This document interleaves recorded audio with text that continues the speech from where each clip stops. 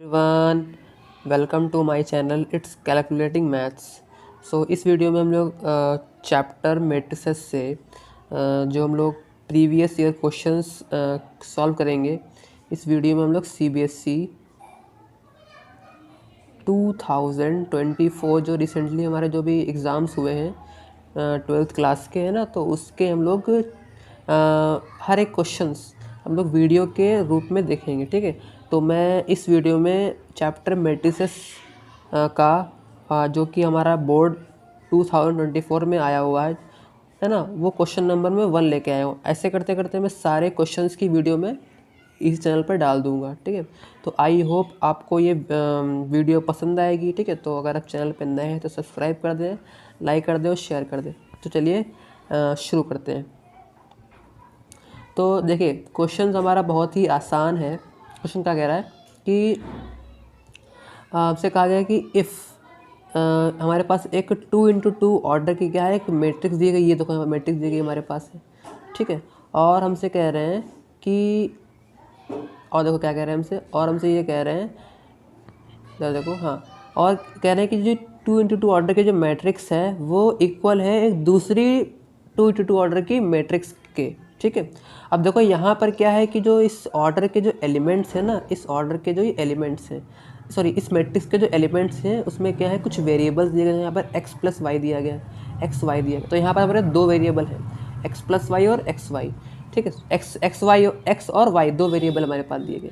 ठीक है, अब देखो यहाँ पर क्या दिया गया कि कह रहे हैं कि जो ये वेरिएबल से बनी हुई जो मैट्रिक्स है वो हमारी एक दूसरी हमारी एक स्केलर कह लो, है ना, क्योंकि यहाँ पर सारे नंबर्स कैसे स्केलर हैं, है ना। तो यहाँ पर है कि स्केलर एलिमेंट्स की मैट्रिक्स के बराबर है और इसका ऑर्डर भी क्या है, 2x2 ऑर्डर बराबर है। ठीक, अब देखो यहाँ पर मुझे पूछा है कि then the value of 24/x + 24/y, है ना। अब यहाँ पर देखो ये तुम्हारा जो क्वेश्चन है ना, ये MCQ में दिया गया, ये 1 मार्क का क्वेश्चन है। कितने मार्क का क्वेश्चन है ये? 1 मार्क का, ओनली 1 मार्क का क्वेश्चन। बहुत ही ईजी क्वेश्चन है, कुछ नहीं करना। सभी बच्चों को पता होता है कि जब दो 2x2 ऑर्डर की मैट्रिक्स इक्वल, या कोई भी ऑर्डर की मैट्रिक्स जब इक्वल होती हैं तो उसमें क्या करते हैं हम लोग, एलिमेंट्स को कंपेयर करते हैं। ठीक है, तो इसका हम लोग सॉल्यूशन देखते हैं नेक्स्ट स्लाइड में। देखो मैंने यहाँ पर इसका सॉल्यूशन लगाया हुआ, देखिए यहाँ पर लिखा हुआ है गिवन। हमारे पास गिवन क्या है कि x + y और 2 5, ये जो मैट्रिक्स हमारी है वो इसके बराबर है। ठीक है, अब यहाँ पर क्या लिखा हमने, on comparing the elements of matrix with same order. अब देखो यहाँ पर दोनों जो मैट्रिक्स है ना इक्वल है, दोनों का जो ऑर्डर है वो भी क्या है, सेम है। तो क्या होगा कि एक प्रॉपर्टी होती है, कह लो एक मैट्रिक्स की क्या होती है, खूबी होती है कि जब दो मैट्रिक्स दोनों का जो ऑर्डर अगर सेम होता है, अगर दोनों बराबर हैं तो उनके करस्पॉन्डिंग एलिमेंट्स भी क्या होंगे, बराबर होंगे। क्या होंगे, उनके करस्पॉन्डिंग एलिमेंट्स भी क्या होंगे, उनके बराबर होंगे। ठीक, तो यहाँ पर देखिए मैंने क्या किया कि यहाँ पर देखो सबसे पहले यहाँ पर देखो 2 लिखा हुआ है, तो 2 यहाँ पर देखो 2 के बराबर है।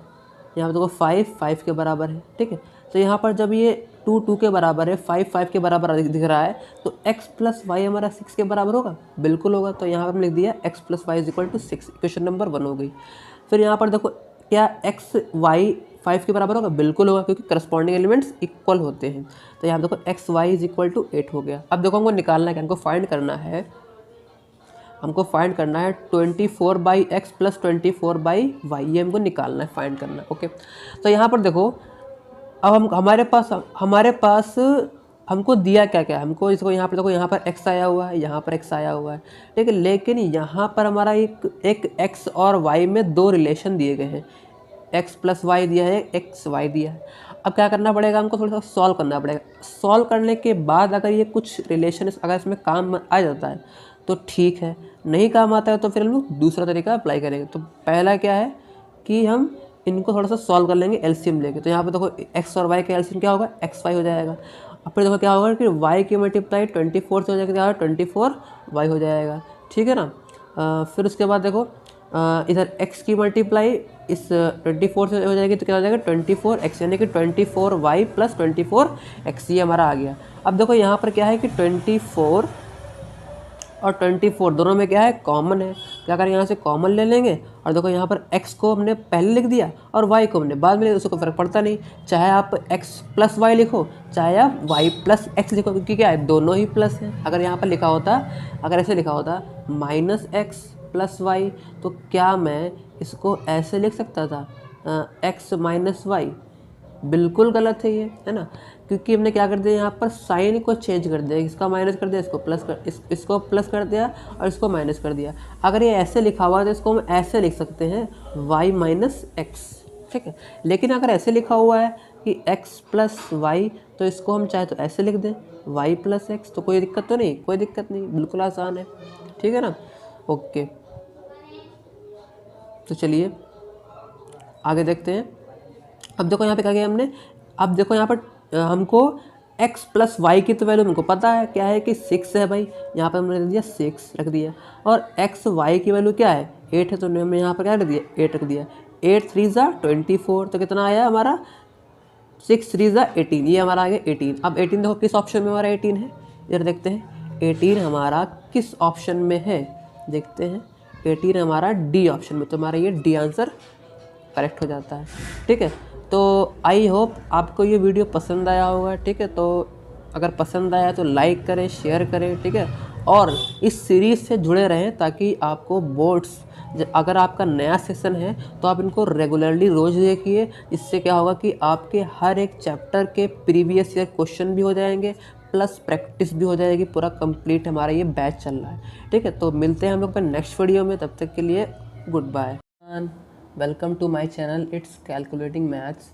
तो इस वीडियो में हम लोग डिस्कस करेंगे question number 2 of the chapter matrices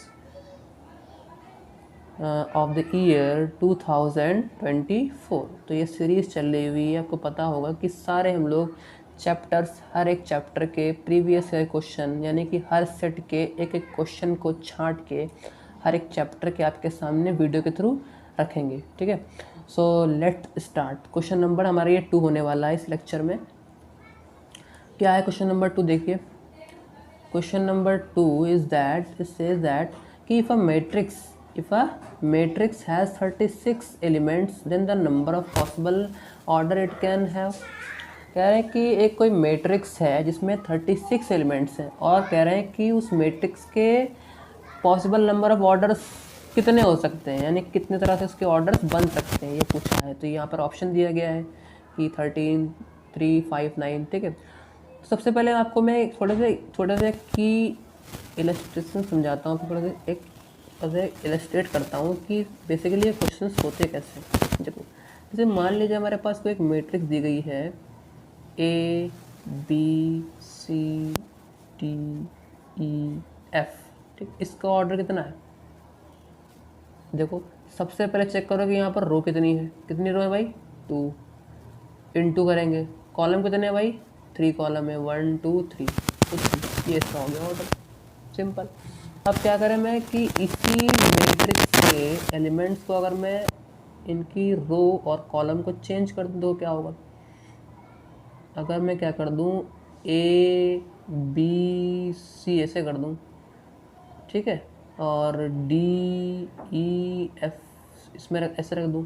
देखिए यहाँ पर एलिमेंट्स कितने हैं, यहाँ पर कितने एलिमेंट्स थे, 6 थे, यहाँ पर कितने 6 थे। एलिमेंट्स को हमने 6 ही रखना है, एलिमेंट्स की संख्या को चेंज नहीं करना है, सिर्फ मैं ऑर्डर को चेंज कर रहा हूँ। देखो कैसे, तो यहाँ पर कितने, यहाँ पर रो कितने हैं, यहाँ पर रो हमारे पास 3 हैं, और कॉलम कितने हैं भाई, 2 कॉलम है, तो 3 × 2 हो गया। अब देखो नंबर ऑफ एलिमेंट्स वही है ना, नंबर ऑफ एलिमेंट्स कितने हैं, सेम है, बट यहाँ पर क्या है, सिर्फ दोनों का ऑर्डर अलग अलग हो गया, ठीक है। मैट्रिक्स की नंबर ऑफ रोज और नंबर ऑफ कॉलम की प्लेसमेंट की वजह से क्या हुआ, दोनों का ऑर्डर क्या होगा, चेंज हो गया। ये तो हो गया इसके 2 ऑर्डर, यानी कि ऐसी मैट्रिक्स जिसमें कितने एलिमेंट्स हैं, 6 एलिमेंट हैं, उसमें हम लोगों ने अब तक 2 ऑर्डर निकाल चुके हैं। अब कौन कौन से ऑर्डर और बन सकते हैं, देखो ये तो हो गए 2 ऑर्डर, इसको रफ कर देता हूँ मैं, इसको याद रखिएगा, पहला हो गया 2 × 3 और 3 × 2, ठीक है। अब देखते हैं हम लोग कि और किस तरह से बन सकते हैं। देखो, और अगर मैं मान लूँ कि वही मैट्रिक्स के एलिमेंट्स को मैं अगर एक ही कॉलम में सभी को लगा दूँ A B C D E F, ठीक है, ऐसे लगा दूँ मैं। तो यहाँ पर देखो सारे एलिमेंट्स वही हैं और नंबर ऑफ़ एलिमेंट कितने 6 है, लेकिन यहाँ पर देखिए ऑर्डर क्या होगा, यहाँ पर रो कितनी है, रो है 1 2 3 4 5 6 यानी कि 6, फिर इंटू कॉलम तो सिर्फ एक ही है ना, 6 इंटू 2 एक ही हो, सॉरी 6 इंटू 1, 6 इंटू यानी कि सिर्फ एक ही तो कॉलम है ना, तो 6 इंटू 1 हो गया, ठीक है। अब देखो ये तो हो गया हमारे पास कि हमने क्या कर दिया, सारे के सारे एलिमेंट्स को हमने क्या कर दिया, एक कॉलम में लगा दिया। दूसरा क्या केस बन सकता है, एक केस ये बन सकता है कि उन्हीं एलिमेंट्स को मैं एक ही रो में लगा दूँ, A B C D E F ऐसे। अब देखो यहाँ पर कितने रो हैं, 1 ही तो रो है यहाँ पर, कॉलम कितने यहाँ पर है 1 2 3 4 5 6, तो 1 इंटू 6 हो गया। तो यहाँ पर देखो कि हमारे पास possible number of element sorry orders कितने आए, इसमें ऐसी मैट्रिक्स के इसमें एलिमेंट्स कितने होते हैं 6 होते हैं, इसमें कितने, इसमें एलिमेंट 6 होते हैं, उसमें ऑर्डर कितने होते हैं, उसके पॉसिबल नंबर ऑफ ऑर्डर्स हमारे पास एक हो जाएगा 2 इंटू 3, 3 इंटू 2, 6 इंटू 1 और 1 इंटू 6, ठीक है।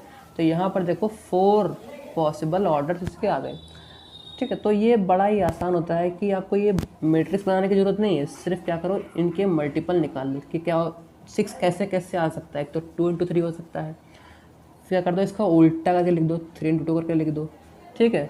फिर 6 कैसे आ सकता है, 6 1 जा 6 आ सकता है और 1 6 जा 6 आ सकता है, ठीक है। ये चेक करना होता है कि 6 कैसे कैसे आ सकता है मल्टीप्लाई करके, बस वही लिखना होता है, वही इसके पॉसिबल ऑर्डर्स होते हैं। आपको मैंने समझाने के लिए मैट्रिक्स बना के बताया था कि आपको कॉन्सेप्ट समझ में आए, ठीक है। तो अब इस क्वेश्चन को देखते हैं, बहुत ही अच्छा क्वेश्चन है ये और आसान भी है, ठीक है। तो स्टार्ट करते हैं क्वेश्चन नंबर 2। तो देखते हैं इसका सोल्यूशन आगे दिया गया है। देखो यहाँ पर हमारे पास टोटल नंबर ऑफ एलिमेंट कितने हैं 36 हैं। मान लिया कि कोई एक ऐसी जनरल मैट्रिक्स है जिसके ऑर्डर कितना है m इंटू n है, ठीक है। अब देखो यहाँ पर m क्या है, नंबर ऑफ रोज है, n क्या है, नंबर ऑफ कॉलम्स है। जब इन दोनों को मल्टीप्लाई करेंगे तो क्या होगा, टोटल नंबर ऑफ एलिमेंट्स आ जाएंगे। जैसे वहाँ पर क्या था, ऑर्डर था ना कि 2 इंटू 3 ऑर्डर था, अगर हम इन दोनों को मल्टीप्लाई करते क्या आ जाएगा, एलिमेंट्स आ जाएंगे। कितने एलिमेंट्स उस मैट्रिक्स के अंदर, 6 है, उसके अंदर कितने थे 6 थे, 6 आ गया। तो यहाँ पर कितने हैं, यहाँ पे 36 है, तो हमने 36 लिख दिया और क्या कर दिया is equal to m into n कर दिया, यानी कि नंबर ऑफ रोज और नंबर ऑफ कॉलम को मल्टीप्लाई करके लिख दिया। अब क्या करो, यहाँ पर चेक करो कि 36 कैसे कैसे आ सकता है, किन को मल्टीप्लाई करने 36 आ सकता है। तो यहाँ पर देखो सबसे पहले क्या बन जाएगा कि 36 इंटू 31, 36 इंटू बन जाए 36 हो जाएगा, 1 इंटू 36, 6 इंटू 36, 4 9 36, इसका उल्टा 9 4 36, 12 3 36, 3 12 जा 36, 18 2 जा 36 और इसका उल्टा 2 18 जा 36। तो यहाँ पर देखो कितने पॉसिबल ऑर्डर्स बन गए, 1 2 3 4 5 6 7 8 9। तो यहाँ पे देखो 9 बन गए, कितने बन गए जी 9 बन गए। तो यहाँ पर हमारे पास ऑप्शन कौन सा हो गया, ये हमारे पास ऑप्शन हो गया है, देखते हैं ऑप्शन नंबर डी हो गया। तो ये हमारा क्वेश्चन नंबर 2 कंप्लीट हुआ। तो आई होप आपको ये कॉन्सेप्ट समझ में आएगा, बहुत ही आसान एक्सप्लेनेशन है, आसान भाषा में, ठीक है। तो आप चैनल से जुड़े रहिए ताकि आपको आने वाली वीडियोस प्रीवियस ईयर क्वेश्चंस की वो मिलती रहे। तब तक के लिए okay, good bye, welcome to my channel it's calculating maths. So इस वीडियो में डिस्कस करेंगे question number 3 of the chapter matrices class 12 maths CBSE 2024, यानी कि 2024 में जो एग्ज़ाम हुआ था उसमें चैप्टर मैट्रिसेस का हमारा ये तीसरा क्वेश्चन होने वाला है, ठीक है। तो इस वीडियो में हम लोग क्वेश्चन नंबर 3 कवर करेंगे इस वीडियो में। तो देखते हैं क्वेश्चन नंबर 3 से क्या कह रहा है। बहुत ही आसान क्वेश्चन है, निहायत ही सरल क्वेश्चन है, मैं करवा रहा हूँ, लेकिन आप ये 5th 4th क्लास का बच्चा भी कर लेगा। देखो कह रहे हैं कि if A and B are the two non zero square matrix of the same order such that A plus B का whole square is equal to A square plus B square, then option दिए गए कि कौन सी condition यहाँ पर सही है। देखो यहाँ पर कह रहे हैं कि जो है A और B क्या है, दो एक नॉन जीरो, यानी कि ऐसी मैट्रिक्स हैं, दोनों A और B ऐसी मैट्रिक्स हैं जिसमें कोई भी एलिमेंट्स जीरो नहीं है, जीरो के अलावा कुछ भी हो सकते हैं नंबर उसके अंदर, लेकिन जीरो नहीं है। और कैसी है, स्क्वायर मैट्रिक्स है। कैसी मैट्रिक्स है, स्क्वायर मैट्रिक्स है, ठीक है। और इनका ऑर्डर कितना है, इनका ऑर्डर सेम है। इनका ऑर्डर कितना है, इनका ऑर्डर सेम है, ठीक है। यानी कि स्क्वायर मैट्रिक्स है, अगर इसका ऑर्डर मान लीजिए 2 × 2 है ए वाले का, तो बी वाले का भी क्या होगा, 2 × 2 होगा, क्योंकि सेम ऑर्डर की, तभी ये कंडीशन दे दी गई है। तो देखते हैं इसका सॉल्यूशन हमने यहाँ पर आगे किया हुआ है। देखो सबसे पहले यहाँ पर हमने लिखा है जो गिवन है, क्या गिवन है, ए और B non zero square matrix है ऑफ गिवन ऑर्डर। आपको लिखने की जरूरत नहीं है, आपको टिक करना है ना, समझाने के लिए मैं आपको थोड़ा सा बता देता हूँ, ठीक है। अब देखो यहाँ पर क्या है कि a + b का whole square is equal to a² + b square दिया है। तो सिंपल हमको फॉर्मूला पता होता है, क्या फॉर्मूला होता है a + b का होल स्क्वायर का। देखो यहाँ पर लिखा हुआ हमने कि a + b का होल स्क्वायर क्या होता है, a² + b² + 2ab। हम लोग 4th 5th क्लास से पढ़ते आए हैं, 3rd 4th 5th क्लास से, है ना।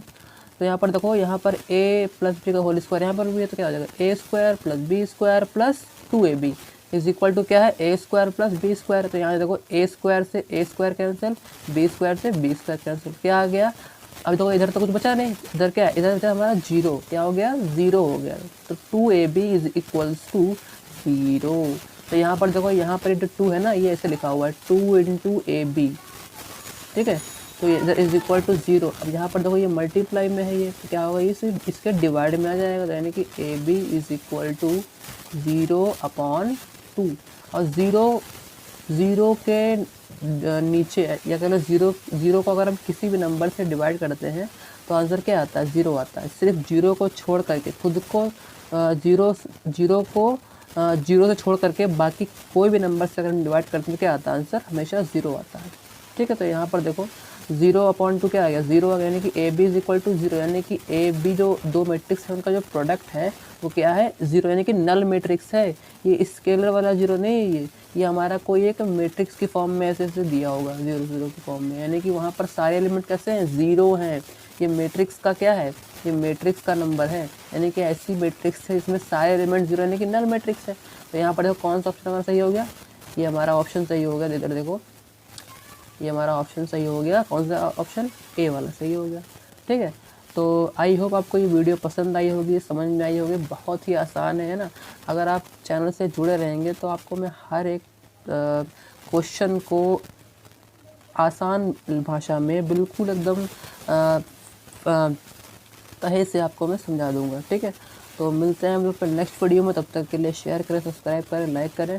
तो तब तक के लिए good bye everyone, welcome to my channel it's calculating maths. So इस वीडियो में हम डिस्कस करेंगे question number 4 of the chapter matrices.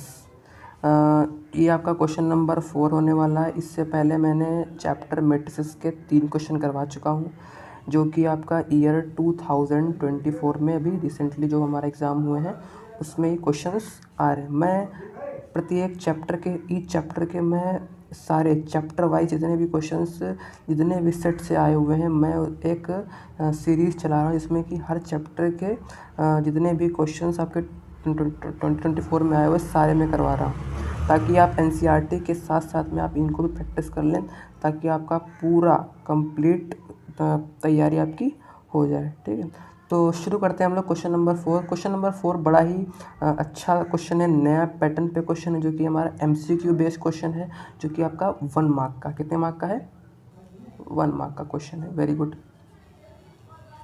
1 mark का है, क्योंकि देखिए जो हमारे 2024 में जो क्वेश्चंस आए हुए हैं वो हमारे एमसीक्यू टाइप में भी आए हुए हैं ना।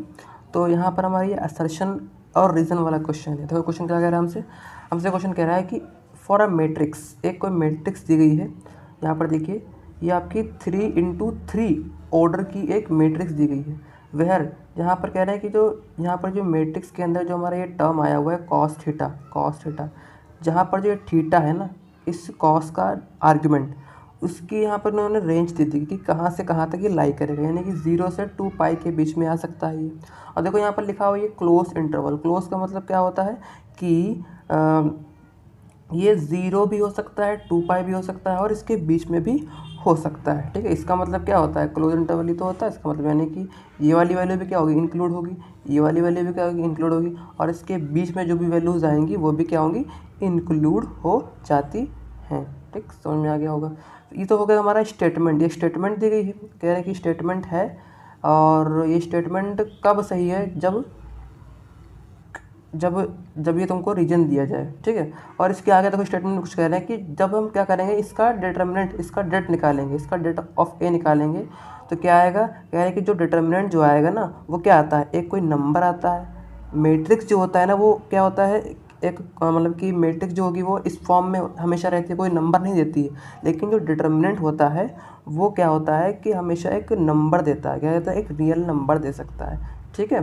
तो यहाँ पर देखो कह रहे हैं कि जो डेट ऑफ ए है वो हमारा 2 से 4 के बीच में लाई करेगा, 2 से 4 के बीच में ऑफ क्लोज्ड इंटरवल, यानी कि यहाँ पर 2 भी हो सकता है, 4 भी हो सकता है, और इसके बीच में जो भी वैल्यू आएंगे 2, 3, 4, 2.1, 2.2, 2.3 अप टू कुछ भी हो सकता है 2 4 के बीच में, ठीक है। तो यहाँ पर कह रहे हैं कि ये हमारी स्टेटमेंट हो गई।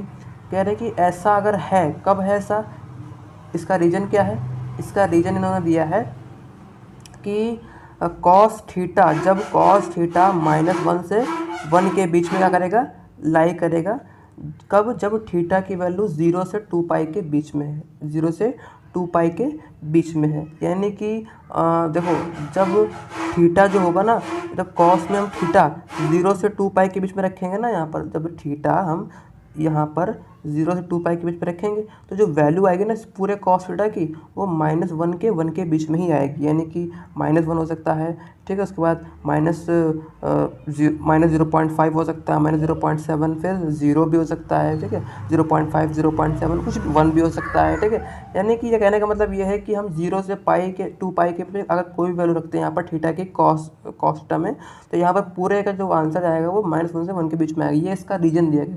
ये स्टेटमेंट सही है तो इसका ये रीज़न होना चाहिए, यानी कि स्टेटमेंट क्यों सही है इसका कारण ये है, ये पूछा गया है। देखिए इसके ऑप्शन, देखिए इसके ऑप्शन से समझ जाएंगे कि इस क्वेश्चन में करना क्या है हमको। आगे देखते हैं, इसके ऑप्शन दिखाता हूँ मैं आपको। इसके ऑप्शन देखते हैं हम लोग।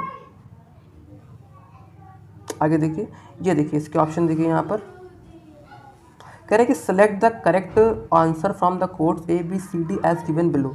यानी कि यहाँ पर देखिए कोड में दिया गया, यानी कि ABC एक ऑप्शन दिए गए हैं, और इन ऑप्शन में उनको बताना है कि कौन सा सही है। पहला है कि both the assertion A and reason are true and reason R is the correct explanation of assertion A। यानी कि कह रहे हैं कि दोनों स्टेटमेंट और रीज़न, जो स्टेटमेंट दी गई और जिसका जो स्टेटमेंट उसका जो रीज़न है वो दोनों ही क्या है, सही हैं। और R जो है ना वो असर्शन को, यानी कि स्टेटमेंट को करेक्ट एक्सप्लेन कर रहे हैं, यानी कि उसका वो असल में वही उसका रीजन है, ठीक है।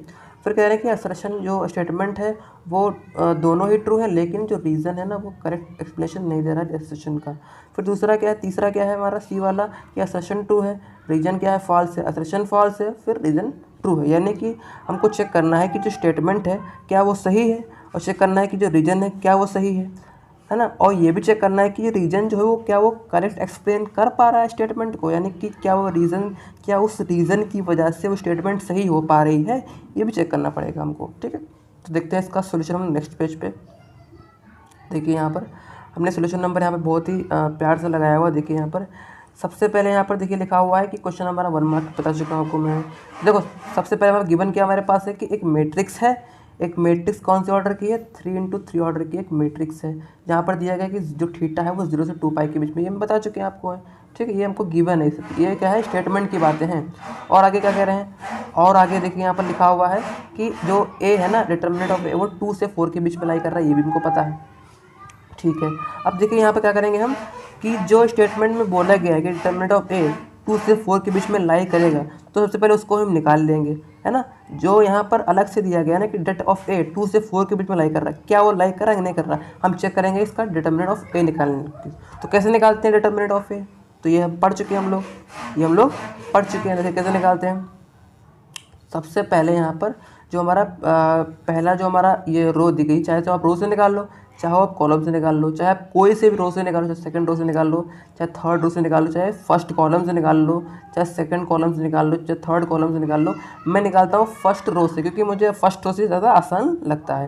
तो देखो यहाँ पर सबसे पहला काम क्या होता है निकालने के लिए, सबसे पहले क्या करते हैं यहाँ पर हम कि जो पहला एलिमेंट होता है ना, पहला एलिमेंट वो हमारा क्या होता है, प्लस होता है। फिर उसके बाद जो दूसरा एलिमेंट जो होता है रो का ना, वो होता है नेगेटिव। फिर जो तीसरा होता है वो होता है पॉजिटिव, यानी कि यहाँ पर क्या करते हैं हम अल्टरनेट साइन लगाते हैं। क्या लगाते हैं? Alternate sign, plus minus plus, ठीक है। फिर देखो यहाँ पर सबसे पहले क्या रहेगा? +1, तो यहाँ लिख दिया मैंने +1। फिर क्या करते हैं यहाँ पर +1 लिखने के बाद अब क्या करते हैं, इसका पर्टिकुलर रो और इसका पर्टिकुलर कॉलम कट कर देते हैं। फिर इसके बाद जो हमारे पास जो ये बचा, डिटर्मिनेंट बचा, इसको सॉल्व कर देंगे। कैसे सॉल्व करेंगे? इसको हम क्रॉस मल्टीप्लाई करा लेंगे, 1 × 1 कर देंगे और cos theta minus cos tan to cos theta कर देंगे, ठीक है। तो देखिए क्या आएगा, तो यहाँ पर देखो 1 बन जाए तो 1 ही हो जाएगा, ठीक। फिर क्रॉस मल्टीप्लाई करने, एक क्रॉस मल्टीप्लाई करने के बाद क्या आता है? माइनस का साइन आता है, सबको पता है, ये पढ़ चुके हैं, ठीक है। फिर क्या करते हैं यहाँ पर है कि दूसरे वाले क्रॉस मल्टीप्लाई को करते हैं, तो माइनस cos थीटा और cos थीटा क्या हो जाएगा? माइनस का cos स्क्वायर थीटा, ये हो जाएगा। अब देखो यहाँ पर ये वाला माइनस है, ये वाला माइनस क्या हो जाएगा? प्लस हो जाएगा। तो आंसर क्या आएगा? देखिए आंसर हमारे पास आएगा 1 + cos स्क्वायर थीटा, यानी कि 1 × 1 + cos स्क्वायर थीटा। फिर हमने क्या बताया था आपको?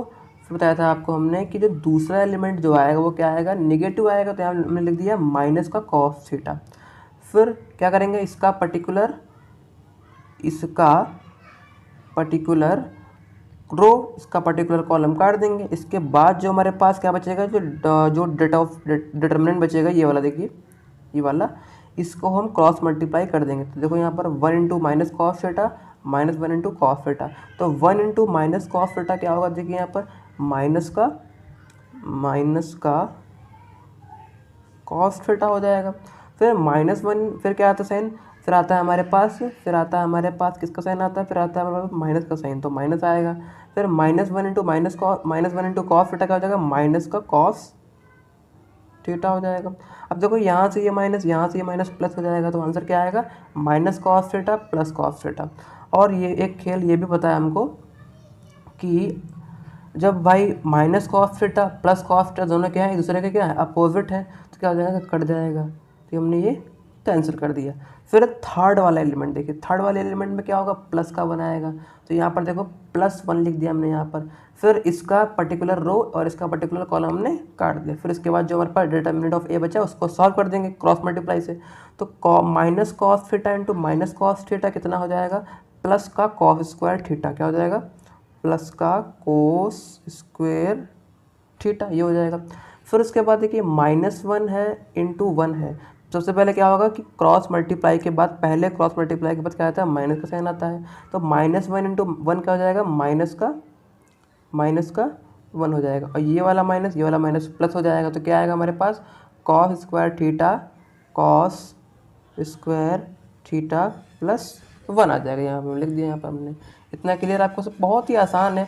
मैं आपको एक चीज़ बता रहा हूँ, लेकिन आप ये खुद कर लेंगे, आप खुद से सॉल्व करके देखिएगा, तो ये बहुत ही आसान है। आप कर चुके हैं, लगातार एनसीईआरटी में प्रैक्टिस करवा चुके हैं ये सारे क्वेश्चंस की, है ना। तो आप ये करते जा रहे हैं, मतलब कि, है ना। बस खाली यहाँ पर सेशन में दे दिया गया करने के लिए, बस, और कुछ नहीं है। फिर क्या करेंगे? यहाँ पर 1 × 1 + cos स्क्वायर थीटा यहाँ पर सॉल्व कर देंगे, यहाँ पर लिख देंगे। फिर माइनस में cos थीटा × में कट जाएगा, तो 0 बचेगा, तो यहाँ पर हमने लिख दिया 0, क्या लिख दिया हमने यहाँ पर? 0, ठीक है। तो यहाँ पर देखो, फिर उसके बाद देखो यहाँ पर cos square theta +1, cos square theta +1 मैंने यहाँ पर लिख दिया।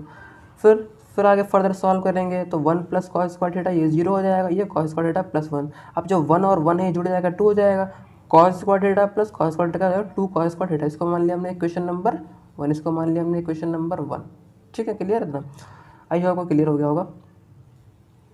ओके, फिर देखो, अब यहाँ पर हमसे जो कह रहा था, ये तो हमारा होगा डिटर्मिनेंट ऑफ ए। ये कह रहे हैं कि स्टेटमेंट क्या होगा कि ये हमारा ये पूरा टर्म है ना, ये हमारा 2 से 4 के बीच में आना चाहिए, 2 से 4 के बीच में आना। तो ये डिपेंड करेगा, देखो यहाँ पर ये डिपेंड किस पे करेगा? यहाँ पे देखो 2 क्या हमारा है? फिक्स है। 2 यहाँ पर, ये भी 2 फिक्स है हमारा। लेकिन जो cos थीटा है ना, cos स्क्वायर थीटा, ये फिक्स नहीं, ये डिपेंड करके, ये तुम्हारा डिपेंड करेगा किसके ऊपर? थीटा के ऊपर डिपेंड करेगा, सिर्फ थीटा के ऊपर। थीटा अगर कहाँ से कहाँ तक अगर लाइक करेगा तो ही ये वैल्यू हमारी 2 से 4 के बीच में आएगी, अगर थीटा के ऊपर डिपेंड करता है। देखो यहाँ पर इसी के लिए इन्होंने थीटा पर बात कर दी ना, इसीलिए इन्होंने इसका रीजन दे देगा कि ऐसे होने पर ये रिजल्ट 2 से 4 के बीच में देगा।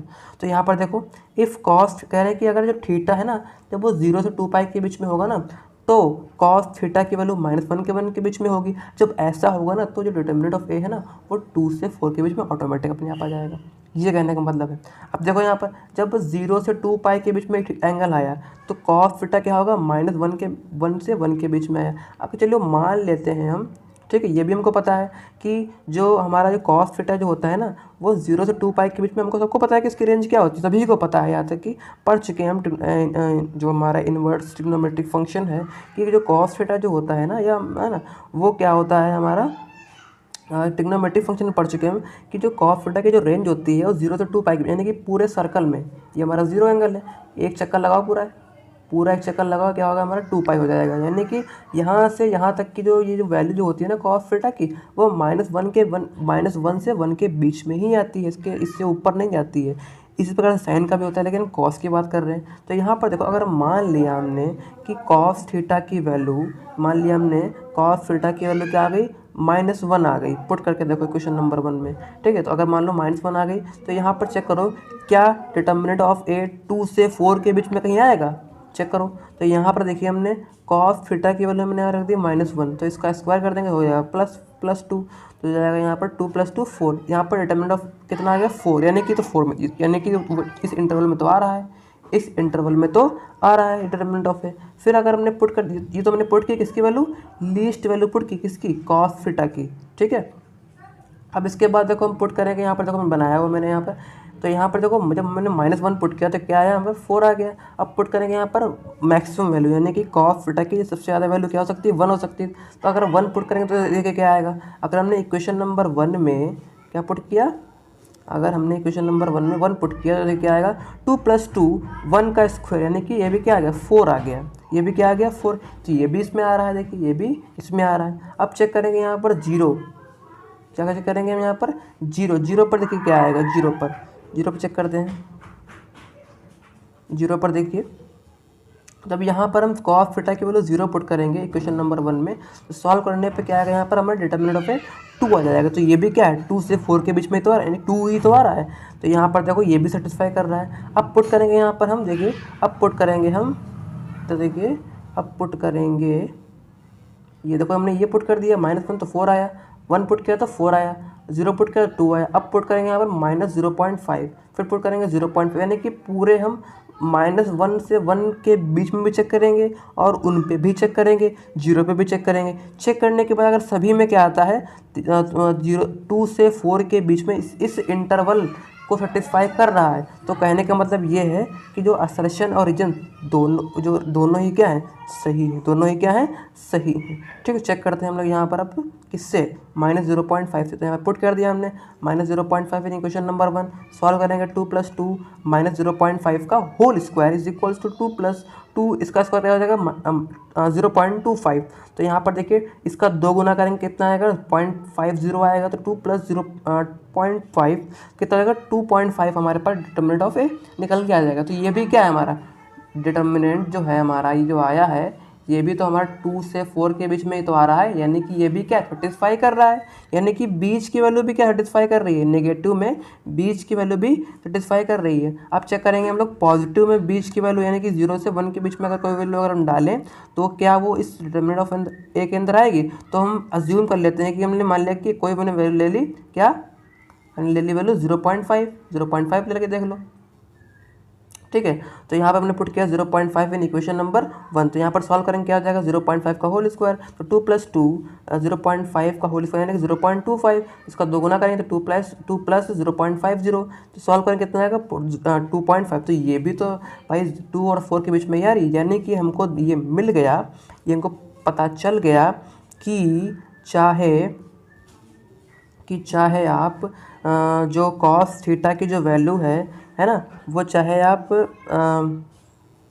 कहीं -1 से 1 के बीच में आप कहीं भी रख दो, चाहे -1 रख दो, चाहे 1 रख दो, चाहे -1 के 1 के बीच में कुछ भी रख दो, जो हमारा डिटर्मिनेंट ऑफ ए है वो हमारा 2 से 4 के ही बीच में लाई करेगा। ये कैसे चेक किया हमने, सबसे पहले हमने -1 पुट किया तो कितना आया 4 आया, इसमें आ रहा है। फिर 1 पुट किया, मैक्सिमम वैल्यू पुट की तो भी 4 इसमें आ रहा है। फिर हमने बीच की वैल्यू पुट की, 0 पुट किया, यानी कि -1 से 1 के बीच में जो वैल्यू आ रही है 0 उसको पुट किया, तो यहाँ पर क्या आया 2 आया है ना, तो ये भी इसमें आ रहा है, ये भी क्या इसमें आ रहा है। अब चेक करेंगे कि -1 से 0 के बीच में कोई एक वैल्यू ले लो, 0.5 हमने ले ली, -0.5, तो ये हमने पुट किया तो भी इसके में आ रहा है। फिर हमने क्या किया, 0 और 1 के बीच में कोई वैल्यू ले ली, 0.5 एग्जाम्पल के तौर पर ले लिया हमने, तो ये भी क्या सॉल्व करने के बाद ये भी इसमें आ रहा है 2.5, तब ये भी इसमें आ रहा है। यानी कि कहने का मतलब ये है कि जो हमने जो यहाँ पर जो ऑब्जर्वेशंस निकाली, हमने क्या किया, सॉल्व करने के बाद जो हमने इसको ऑब्जर्व किया, यहाँ पे लिखा है फ्रॉम द अब दो observation it's is clear that cos theta -1 से 1 के बीच में बिलोंग कर रहा है, थीटा जब 0 से 2 पाई के बीच में तभी तो वैल्यूज की आती है। तो कह रहे हैं कि अगर ये ऐसा होगा तो ये हमारा कंपलसरी है कि जो डिटर्मिनेंट ऑफ ए है वो 2 से 4 के बीच में ही आएगा। यानी कि यहाँ पर क्या है कि जो स्टेटमेंट है वो बिल्कुल सही है और जो रीजन दिया गया है हाँ वो भी सही है। क्यों सही है, क्योंकि जो कॉस थीटा की जो रेंज है ना वो -1 के बीच में ही तो आ रही है। -1 से 1 के बीच में अगर आएगी तो ही तो वो 2 से 4 के बीच में डिटर्मिनेंट ऑफ ए आएगा। अगर इसके बीच में नहीं आ रही होती है, 1 से ऊपर 2, 4, 5 जा रही होती, ऐसा होता नहीं है। लेकिन अगर ऐसा होता तो क्या होता है, जो ये डिटर्मिनेंट ऑफ ए है इसकी वैल्यू भी 2 से 4 के बीच में नहीं आती, फ्लक्चुएट कर जाती है। ठीक है, तो यहाँ पर कहने का मतलब ये है कि जो हमारी स्टेटमेंट है, असर्शन है, वो भी सही है, रीज़न भी सही है, और जो रीज़न है ना वो भी क्या कर रहा है, करेक्ट एक्सप्लेन कर रहा है किसको, रीज़न, और उसको असर्शन को, स्टेटमेंट को। तो यानी कहने का मतलब ये है कि जो हमारा ऑप्शन ए है, ऑप्शन ए कौन सा था हमारा, ऑप्शन ए हमारा कौन सा था, ऑप्शन ए हमारा कौन सा था, ये वाला, ये सही हो जाएगा। कैसे, both assertion and reason are true and reason is the correct explanation of assertion है। तो ये आपको क्लियर हो गया होगा कि दोनों, यानी कि जो डिटर्मिनेंट ऑफ ए था वो 2 से 4 के बीच में लाई कर रहा था, है ना। कब कर रहा था, जब थीटा की वैल्यू 0 से 2 पाई के बीच में थी। तो ये तो हमारी स्टेटमेंट थी। रीज़न क्या था कि जब कॉस थीटा की वैल्यू -1 से 1 के बीच में होगी, जब ही ऐसा होगा 2 से 4 के बीच में आएगी डिटर्मिनेंट, वरना ऐसा नहीं होगा, वरना ऐसा नहीं होगा। तो यानी कि रीजन भी सही हो गया, और रीजन जो है ना वो इसको करेक्टली एक्सप्लेन भी तो कर पा रहा है ना। तो आई होप आपको ये वीडियो पसंद आया होगा। ठीक है, तो आपसे ये गुजारिश ये है कि बस आप इस चैनल पे जुड़े रहें।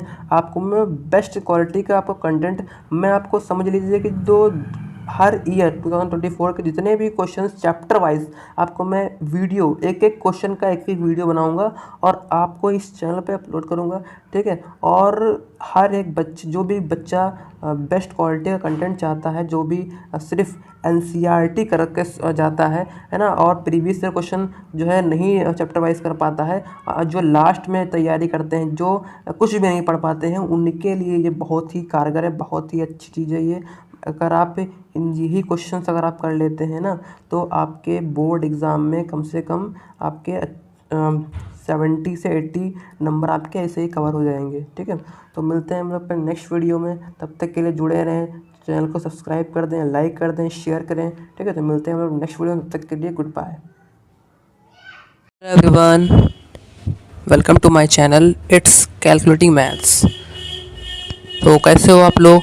आई होप आप लोग अपनी स्टडी को कंसिस्टेंसी के साथ कर रहे होंगे, और साथ ही साथ में आप अपने आप को भी इम्प्रूव कर रहे होंगे। ठीक है, तो आज हम इस वीडियो में क्वेश्चन नंबर 5 डिस्कस करेंगे, जो कि चैप्टर मैट्रिसेस से होने वाला है। PYQ क्वेश्चन है, यानी कि प्रीवियस ईयर क्वेश्चन नंबर 5, जो कि आया हुआ है 2024 में। ठीक है, तो वीडियो शुरू करने से पहले आपसे रिक्वेस्ट है कि अगर चैनल पर नए हैं तो सब्सक्राइब कर दें, लाइक कर दें और शेयर कर दें, ताकि आने वाली वीडियोस आपको हर एक चैप्टर की प्रीवियस, हर एक क्वेश्चन की वीडियो हर एक चैप्टर वाइज में आपको मिल सके। ठीक है, तो आइए शुरू करते हैं हम लोग क्वेश्चन नंबर 5। देखिए क्वेश्चन नंबर 5 हमसे क्या कह रहा है कि इफ़ हमारे पास एक 3x3 ऑर्डर की क्या है, एक मैट्रिक्स है, कह रहे हैं कि फाइंड ए इनवर्स, इसका ए इनवर्स बताओ। तो ये तो सिंपल चीज़ है, सभी को हम लोग NCERT में हमने भरपूर प्रैक्टिस की हम लोगों ने इसकी। And use it to solve the following system of equation. और जो यहाँ पर एक दूसरा क्वेश्चन दिया है कि यहाँ पर 3 इक्वेशन दी गई हैं और बोला है कि इनको सॉल्व करो, यानी कि x, y, z की वैल्यू निकालो। और किसका यूज करना है, यहाँ पर इन्होंने लिखा नहीं, क्योंकि ये हमको पता होता है कि यहाँ पर मैट्रिक्स की बात हो रही है, तो यहाँ पर यूज़ करेंगे हम कौन सा मेथड, मैट्रिक्स मेथड का यूज करेंगे। मैट्रिक्स मेथड का यूज करके हमको निकालना है क्या, हमको निकालना है एक्स वाई जेड की वैल्यू। तो ये देखिए, ये हम लोगों ने एनसीईआरटी में इसकी भरपूर प्रैक्टिस हम लोग इसमें कर चुके हैं, ठीक है। तो ये आप कर चुके हैं तो आप खुद से भी ट्राई कर सकते हैं, ठीक है, लेकिन मैं आपको करवा रहा हूँ ताकि आप करने के बाद अपना आंसर मैच कर सकें, ठीक है। तो शुरू करते हैं इसका सोल्यूशन। मैंने नेक्स्ट पेज पे लिखा हुआ है, आइए देखते हैं। देखिए यहाँ पर मैंने लिखा है 5 मार्क्स पक्के, यानी कि जो क्वेश्चन है ना ये 5 नंबर का है। यानी कि आप ये क्वेश्चन अगर कर लेते हो तो ऐसा ही एज इट इज़ या डाटा चेंज हो सकता है क्वेश्चन का, इसी टाइप का क्वेश्चन आपको 5 मार्क्स में मिलता है सीबीएसई बोर्ड में, ठीक है। तो ये बहुत ही इंपॉर्टेंट क्वेश्चन है, तो आपको इस वजह से जरूर सीखना चाहिए, ठीक है। तो स्टार्ट करते हैं हम लोग। जो हमारे पास गिवन है वो क्या है, हमारे पास है कि एक मैट्रिक्स है, हम लोगों ने यहाँ पर लिख दिया मैट्रिक्स है, ठीक है। अब हमको निकालना है ए इनवर्स। अब देखो ए इनवर्स निकालने के दो तरीके होते हैं, एक होता है elementary row transformation, elementary row common row या कॉलम ट्रांसफॉर्मेशन, और दूसरा होता है हमारा एडजॉइंट वाला। यानी कि हमको पता है, वी नो दैट, हमको पता है कि जो ए इनवर्स जो होता है ना, ए इनवर्स वो क्या होता है, जो हमारा ए इनवर्स जो होता है वो होता है 1 में डिटर्मिनेंट ऑफ ए। इस मैट्रिक्स का हमने निकाल लें डिटर्मिनेंट ऑफ ए इंटू में एडजॉइंट ऑफ ए, ठीक है। एडजॉइंट निकाल लें और उसका डिटर्मिनेंट निकाल लें और इस फॉर्मूले में पुट कर दें, हमारा ए इनवर्स आ जाएगा। ये तरीका होता है। तो आप चाहो तो एलिमेंट्री ट्रांसफॉर्मेशन से भी कर सकते हो, लेकिन मैंने यहाँ पर मुझे ये तरीका ज़्यादा पसंद है, ठीक है। तो मैं इसको यूज़ करूँगा। अगर क्वेश्चन में बोलता कि आपको इस क्वेश्चन को रो ट्रांसफॉर्मेशन या कॉलम ट्रांसफॉर्मेशन से इसका ए इनवर्स निकालना है, तो मैं उसमें चीज़ में फिर वो मैं अप्लाई करता, लेकिन यहाँ पर तो कोई बाउंडेशन नहीं है, मैं जो चाहे अप्लाई कर सकता हूँ। तो मैं ये वाला फॉर्मूला अप्लाई करूँगा। तो देखते हैं, सबसे पहले हमको ए इनवर्स निकालने के लिए हमको चाहिए डिटर्मिनेंट ऑफ ए। तो सबसे पहले निकालेंगे डिटर्मिनेंट ऑफ ए। सॉल्व कर लीजिए इसको। देखिए कैसे सॉल्व करते हैं डिटर्मिनेंट। सबसे पहले जो पहला एलिमेंट हमारा है, पहला एलिमेंट उसको हम लिखेंगे, ठीक है। फिर उसके बाद देखिए पहला एलिमेंट जो होता है ना आपको पॉजिटिव होता है, तो प्लस, दूसरा जो होता है वो होता है अपन नेगेटिव, और तीसरा जो होता है पॉजिटिव। यानी कि यहाँ पर क्या होता है, अल्टरनेट साइन चलते हैं यहाँ पर, प्लस माइनस प्लस। ये वाला माइनस नहीं है, ये अपना पहले, ये पहले से माइनस आता है। ये जब हम डिटर्मिनेंट को सॉल्व करते हैं ना, तो यहाँ पर माइनस ये पहले से आता है, ठीक है। तो देखते हैं कैसे सॉल्व करेंगे। तो 1 हो गया, ठीक है। अब 1 जो है ना, 1, अब देखो 1 जो है उसका आप क्या कर दो, पर्टिकुलर उसका एक रो काट दो और पर्टिकुलर कॉलम काट दो। तो यहाँ पर देखिए मैंने इसका ये कॉलम काट दिया, इसकी मैंने ये रो काट दी, ठीक है। रो काट दिया, कॉलम काट दिया। अब देखो यहाँ पर क्या बचा हमारे पास इस छोटा सा डिटर्मिनेंट बचा, इसको सॉल्व कर लो।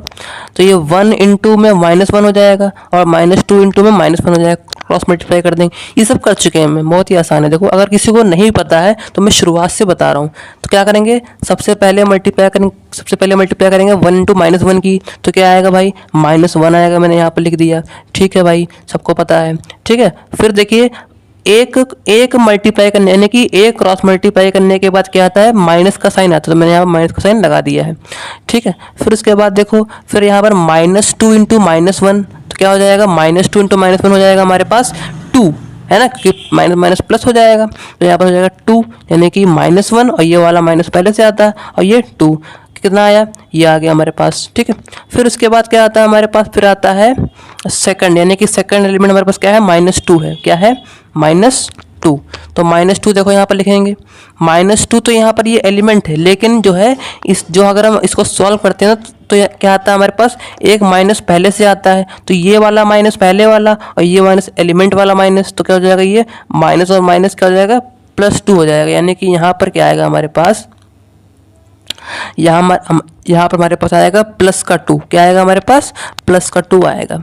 इतना क्लियर है, बहुत ही आसान है, कोई भी इसमें दिक्कत नहीं होनी चाहिए। फिर इसके बाद देखिए जो ये एलिमेंट है ना, इसका रो काट दो, ठीक है, काट दिया, और इसका कॉलम काट दो। मैंने काट दिया इसका कॉलम, ये देखिए रो काट दिया और कॉलम काट दिया। अब देखिए हमारे पास ये वाला, देखिए ये हमारे पास बच रहा है हमारे पास क्या, डिटरमिनेंट बच रहा है, या डिटरमिनेंट कह लो या मैट्रिक्स कह लो, ठीक है। तो इसको सॉल्व कर देंगे, 1 2 ज़ा 2, है ना, कितना आया, 2 आया होगा। देखो यहाँ पर 2 आया है। फिर उसके बाद देखो, फिर ये वाली, फिर क्या आएगा, माइनस आएगा, तो मैंने माइनस यहाँ पर लगा दिया, ये ठीक है। फिर उसके बाद 0 इंटू -1, तो 0 की मल्टीप्लाई किसी से भी करो, है ना, तो 0 आएगा, यहाँ पर मैंने 0 लिख दिया। क्लियर है इतना। तो ये हो गया हमारा सेकंड वाला, ठीक है। फिर अगला देखो, अगला ऐसे ही है, अगला क्या है आपका प्लस है। अब यहाँ पर तो जीरो है, चाहे प्लस हो चाहे माइनस हो, लेकिन प्लस होगा, प्लस जीरो यहाँ पर है तो जीरो मैंने यहाँ पर लिखा प्लस जीरो। फिर क्या आएगा, जीरो का कॉलम आप काट दो, कॉलम काट दिया, रो काट दिया, ये वाला बचा हमारे पास डिटर्मिनेंट। इसको सॉल्व कर दो। अब इसको सॉल्व करने का कोई फ़ायदा है नहीं, क्योंकि यहाँ पर जीरो पहले से आ गया, तो जीरो की मल्टीप्लाई मैं किसी से भी कर दूँ तो आंसर तो जीरो आएगा, तो इसको सॉल्व करने की जरूरत है नहीं, लेकिन मैं कर दे रहा हूँ। तो -2 × 2 कितना आएगा, -4 आएगा। देखिए मैंने यहाँ पर -4 लिख दिया है। फिर उसके बाद देखिए 0 × -1 तो 0 आएगा, यानी कि -0।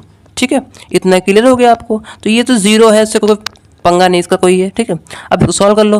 1 × -3 तो -3 हो जाएगा, ये 2 2 जा 4 हो जाएगा, और यहाँ पर देखिए ये तो 0 रहेगा। तो यहाँ पर देखिए ये है -3 × 1 यानी कि -3 + 4 यानी कि 4 - 3 = 1, यानी कि डिटर्मिनेंट ऑफ ए की वैल्यू क्या आ गई हमारे पास, 1 आ गई। ठीक है, अब देखिए यहाँ पर जब डिटर्मिनेंट की वैल्यू हमारे पास ये आ चुकी है, ये हमारे इसका काम खत्म, इसका काम खत्म।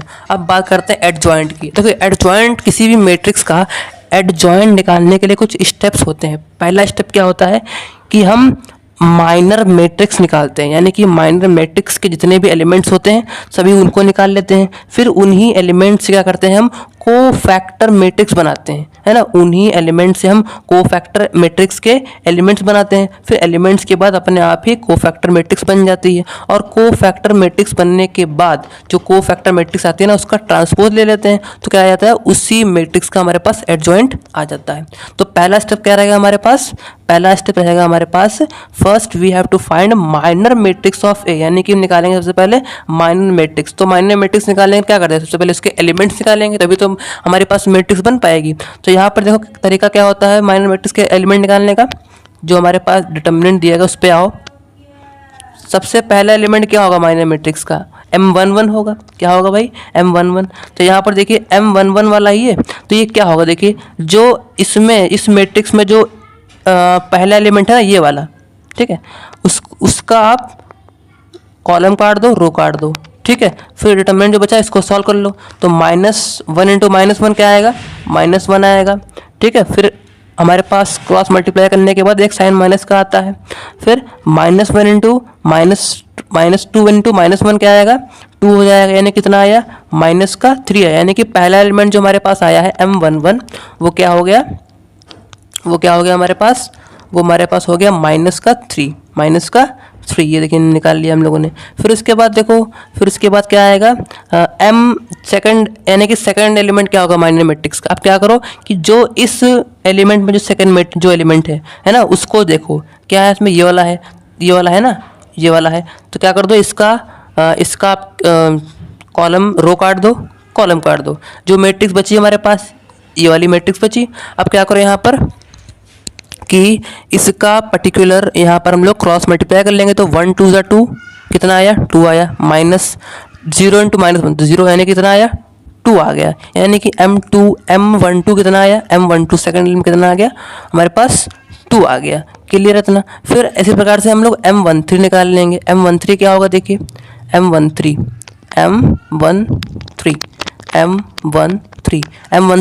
देखो यहाँ पर इसमें क्या होगा, इसमें हमारा 13 एलिमेंट क्या होगा, इसमें कौन सा 13 एलिमेंट होगा, देखिए ये होता है हमारे पास, ये हमारे पास होता है 11, ये होता है 12, ये होता है 13। तो इसका आप पर्टिकुलर रो काट दो, कॉलम काट दो। ये वाला मैट्रिक्स बचा, इसको सॉल्व कर लो, है ना। तो -2 × 2 कितना आएगा, -4, और -0 × -1 तो 0 आएगा। यानी कितना आया आंसर आया, -4 आंसर आएगा। देखो यानी कि M13 जो हमारे पास आया है वो कितना आया, -4 आ गया। ठीक है, अब देखिए यहाँ पर M21 निकाल लो। अब मैं कुछ बता दे रहा हूँ, कुछ आप अपने आप से भी कर सकते हैं ना, इतना तो कोई वो है नहीं। आपको मैंने 2-3 स्टेप्स बता ही दिया कैसे करना होता है। ठीक है, फिर उसके बाद देखो M21, हाँ M21 देखो, हाँ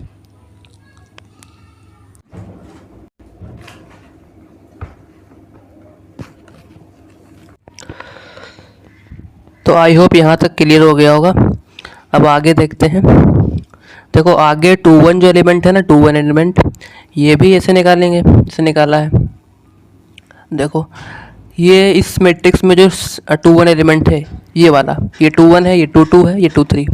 जो 21 एलिमेंट है इसका रो काट दें, इसका कॉलम काट दें। जो मैट्रिक्स बचा हमारे पास, ये देखो ये बचा हमारे पास मैट्रिक्स, तो इसको सॉल्व करेंगे तो 1 इंटू -2 आएगा, -2 इंटू 0 आएगा। ठीक, तो यहाँ पर -2 हमारे पास M21 यानी कि माइनर मैट्रिक्स का 2 एलिमेंट -2 आएगा। देखो आगे इसमें दिखा देता हूँ।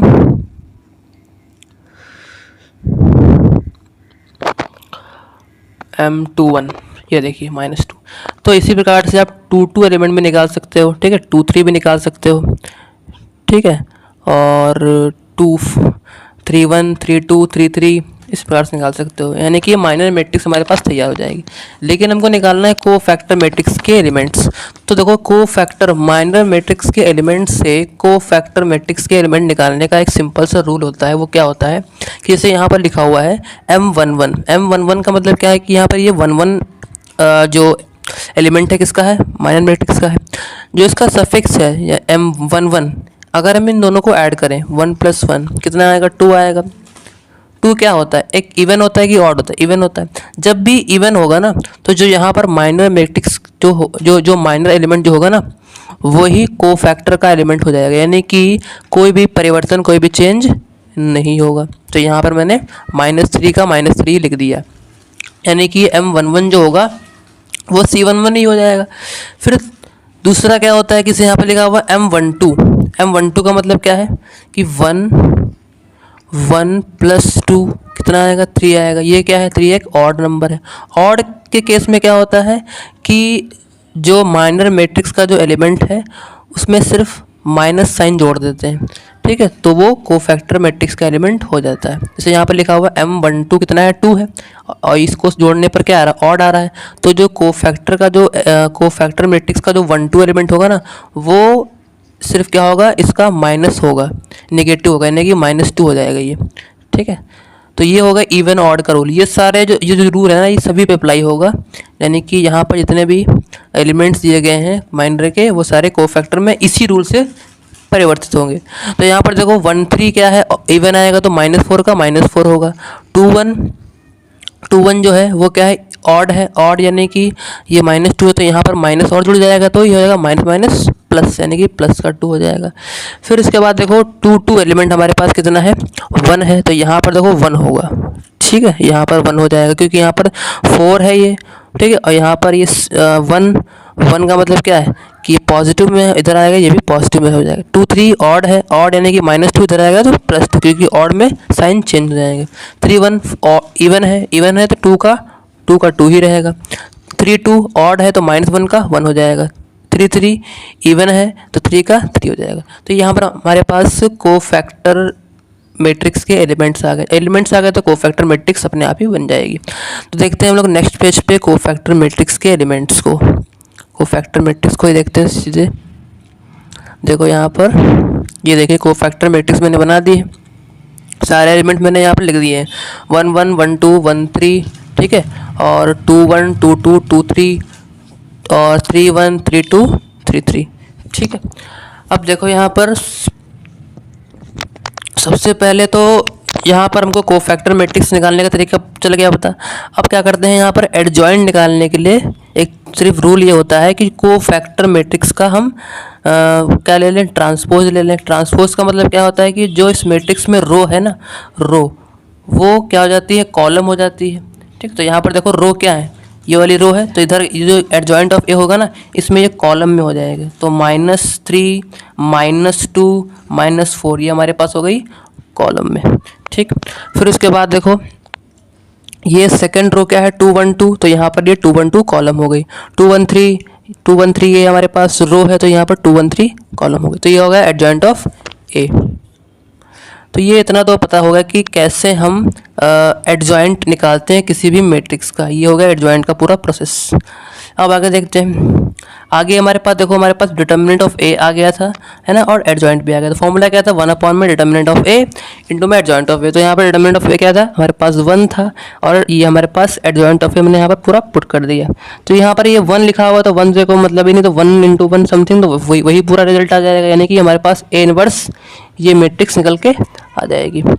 ठीक, तो ये हमारा पहला काम खत्म हो गया कि ए इनवर्स जो निकालना है वो ये पूरी प्रोसेस से मैंने निकाला है बाय यूजिंग मैट्रिक्स मेथड। ठीक है, अब यहाँ पर देखो, अब दूसरा क्वेश्चन शुरू होता है कि जो हमारे पास जो इक्वेशंस दी गई हैं, 3 इक्वेशंस, यहाँ पर जो एक्स वाई जेड इनका मान निकाला, इनकी वैल्यू निकालनी है। देखो कैसे निकालेंगे, मैट्रिक्स मेथड का यूज़ करते हैं। देखो इसको सीख लो। सबसे पहले क्या करते हैं यहाँ पर हम कि जो हमारे पास जो ये कोफिशिएंट ऑफ एक्स है ना, coefficient of X, coefficient of Y है ना, और जो ये हमारे पास कांस्टेंट टर्म है, इनको लेकर के हम क्या बनाते हैं, एक मैट्रिक्स बनाते हैं जिसका नाम मान लो दे दिए पी। तो यहाँ पर देखो जो एक्स के जो कोफिशिएंट हैं उनको हम एक कॉलम में लगा लेंगे। तो यहाँ पर 1 है, यहाँ पर 2 है, यहाँ -2। तो यहाँ पर देखो, यहाँ पर 1 है, यहाँ पर 2 है, यहाँ पर क्या है, यहाँ पर देखिए को फैक्टर जो एक्स का जो कोएफिशिएंट है ना वो यहाँ पर क्या है, वो यहाँ पर 0। देखो यहाँ पर मैंने इसको चेंज करके यहाँ पर लिखा हुआ है कि x - 2y। यहाँ पर देखो z नहीं है तो यहाँ पर लिख दिया मैंने -0z प्लस = 10। ठीक, फिर यहाँ पर देखो, यहाँ पर आप माइनस भी ले सकते हो, प्लस भी ले सकते हो, कोई मतलब नहीं, क्योंकि यहाँ पर 0 का 0 ही आएगा। मैंने माइनस ले लिया, कोई दिक्कत नहीं, आप प्लस भी ले सकते हो। मैंने दिखाने के लिए यहाँ पे लिखा है कि 0z, यहाँ पर 0 भी, यहाँ पर z भी एग्जिस्ट अगर कर रहा है तो 0 से करेगा, वरना करेगा ही नहीं। तो यहाँ पर देखो, यहाँ पर सारे एलिमेंट हैं, यहाँ पर तो सारे वेरिएबल है, यानी कि 2x - y - z, यहाँ पर = 8 लिखा हुआ है। यहाँ पर देखिए x की कमी है तो मैं यहाँ पर x को और जोड़ दिया, यानी कि 0x तो 0 ही हो जाएगा, 0 × x 0 -2y + z = 7। अब क्या करेंगे, यहाँ पर मैट्रिक्स बनाएंगे। तो कोएफिशिएंट ऑफ x एक रो में लगा दिए, कोएफिशिएंट ऑफ y मैंने एक रो में लगा दिए, विद साइन लेना है, विद साइन। फिर यहाँ पर देखो जो हमारे पास कोएफिशिएंट ऑफ x हो गए, ठीक है, कोएफिशिएंट ऑफ y हो गए, और कोएफिशिएंट ऑफ z मैंने लगा लिया कॉलम। अब जो कांस्टेंट वाले बचे, कांस्टेंट वाले है ना, यहाँ पर देखो 10 8 7, 10 8 7, इनके लिए हम एक दूसरी मैट्रिक्स तैयार करेंगे, इसका नाम मैंने दे दिया b। तो यहाँ पर देखो ये भी एक कॉलम में आ जाएंगे, तो 10 8 7 ये आ गए कॉलम में। इतना क्लियर हो गया होगा। फिर उसके बाद देखो जो वेरिएबल्स बचे, वेरिएबल यहाँ पर कितने हैं, 3 वेरिएबल है यहाँ पर, x y और z। तो इसकी भी हम एक कॉलम मैट्रिक्स तैयार कर लेंगे, इसका नाम दे दिया हमने x। तो यहाँ पर देखो स्मॉल x स्मॉल y और z, ये भी एक कॉलम में लग गए। ठीक, फिर आगे देखो, अब इसके बाद एक फॉर्मूला होता है, ठीक है, वो फॉर्मूले से आपका क्वेश्चन बनेगा। ये देखिए फॉर्मूला के यहाँ पर क्या है कि ax = b होता है, यानी कि अगर हम मैट्रिक्स a की x से मल्टीप्लाई कराएंगे तो वो b आएगा। और यहाँ पर दूसरा होता है कि अगर हम x जो होगा ना, वेरिएबल वाला जो मैट्रिक्स है, वो a इनवर्स × b के बराबर होगा। तो यहाँ पर देखो x वाला मैट्रिक्स क्या है, ये फॉर्मूला आपको ध्यान रखना है, बहुत ही इंपॉर्टेंट दोनों फॉर्मूले हैं, इसी पर पूरा क्वेश्चन ये है। ठीक है, ये जो सेकंड पार्ट जो था इसका उसी पर ये पूरा है। तो यहाँ पर देखो जो मैट्रिक्स है वेरिएबल वाला वो मैंने यहाँ पर लिख दिया। फिर उसके बाद जो a इनवर्स है मैंने यहाँ पर लिख दिया। फिर उसके बाद जो b है वो मैंने यहाँ पर लिख दिया। आप देखिए यहाँ पर सॉल्व कर तो कर ही लोगे आप मैट्रिक्स को। अगर आप 2 मैट्रिक्स दिए गए हैं, अगर उनको मल्टीप्लाई करना हो तो ये तो हमने NCERT में इसकी भरपूर प्रैक्टिस की है।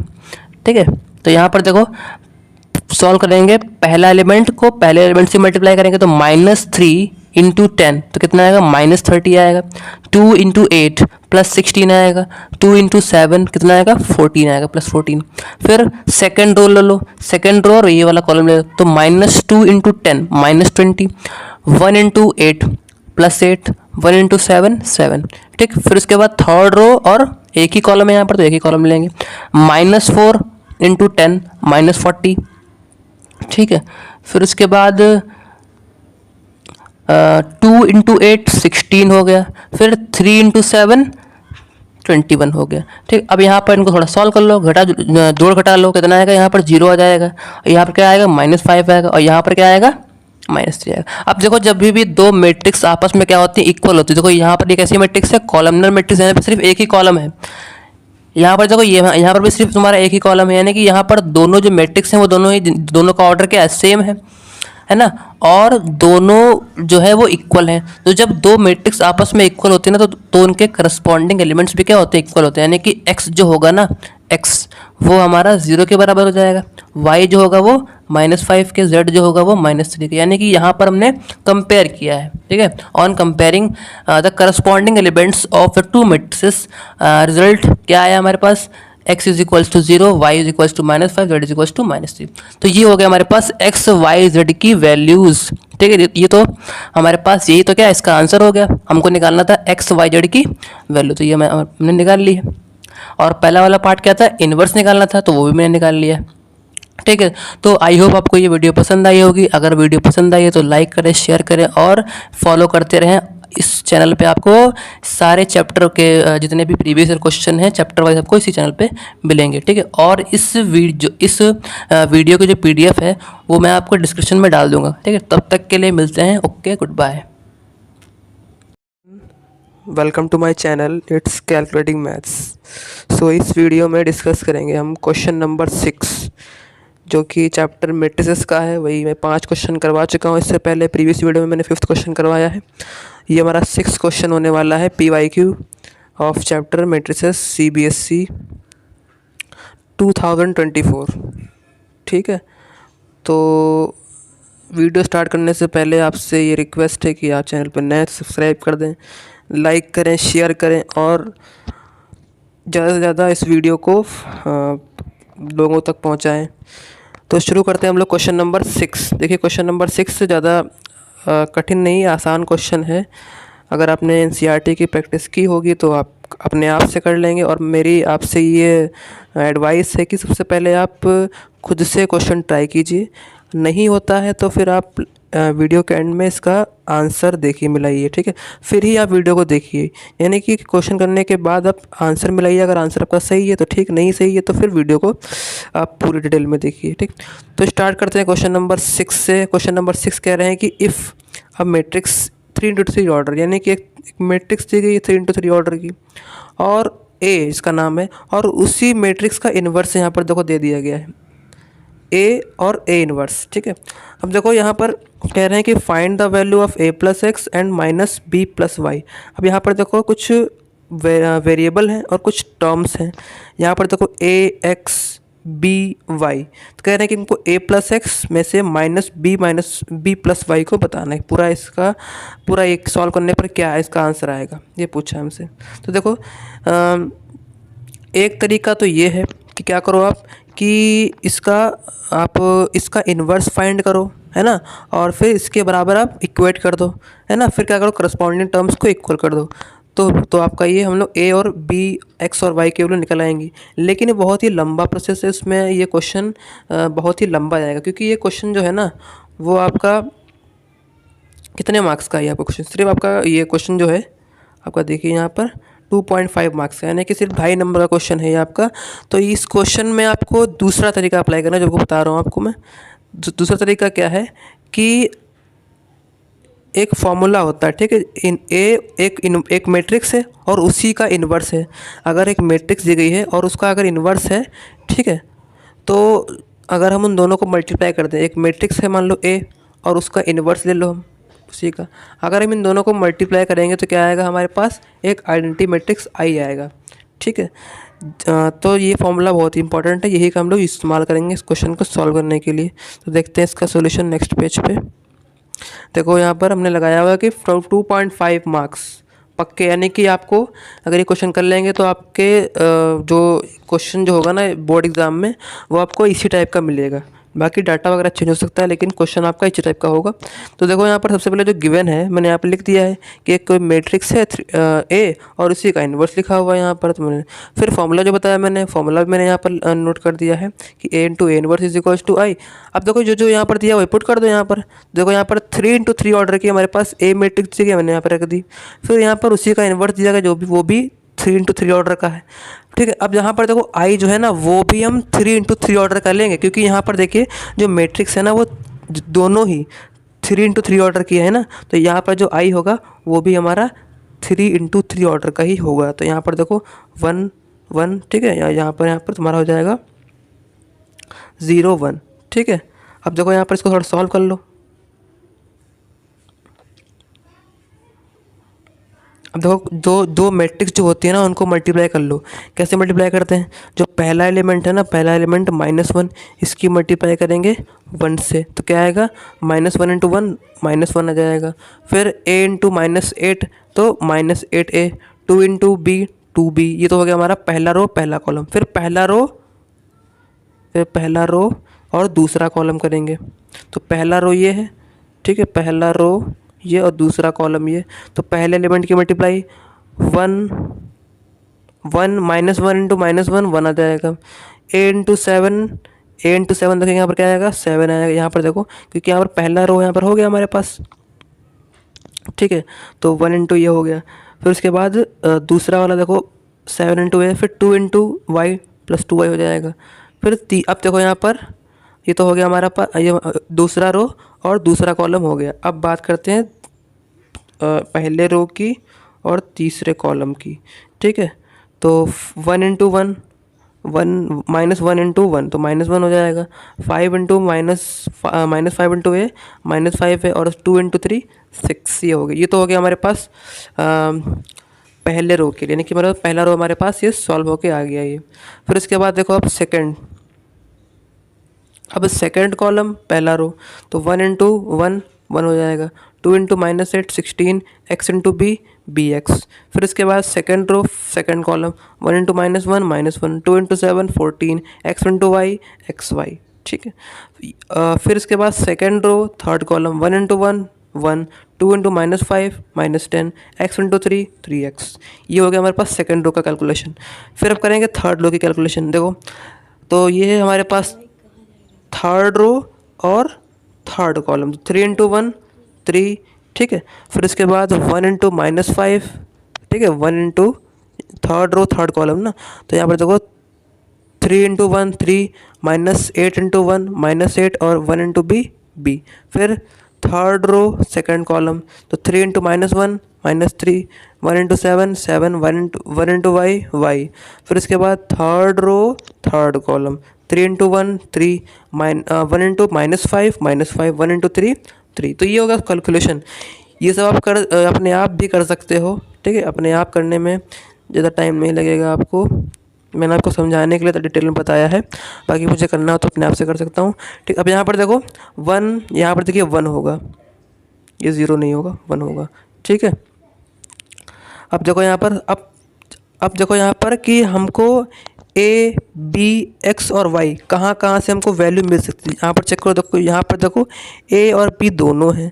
तो यहाँ देखो अगर मैं इसको कंपेयर करूँगा 1 से, है ना, तो यहाँ पर देखो हमारे पास एक ए और बी में इक्वेशन बन जाएगी, ठीक है। लेकिन हमको अब इक्वेशन नहीं चाहिए, है ना, हमको डायरेक्ट वैल्यू चाहिए। अगर वैल्यू बन जाती तो इससे अच्छी बात क्या है, हमको डायरेक्ट वैल्यू निकाल लेंगे, ठीक है। अब यहाँ पर देखो यहाँ पर 2 वेरिएबल है, तो यहाँ पर भी एक इक्वेशन बनेगी ए और वाई में।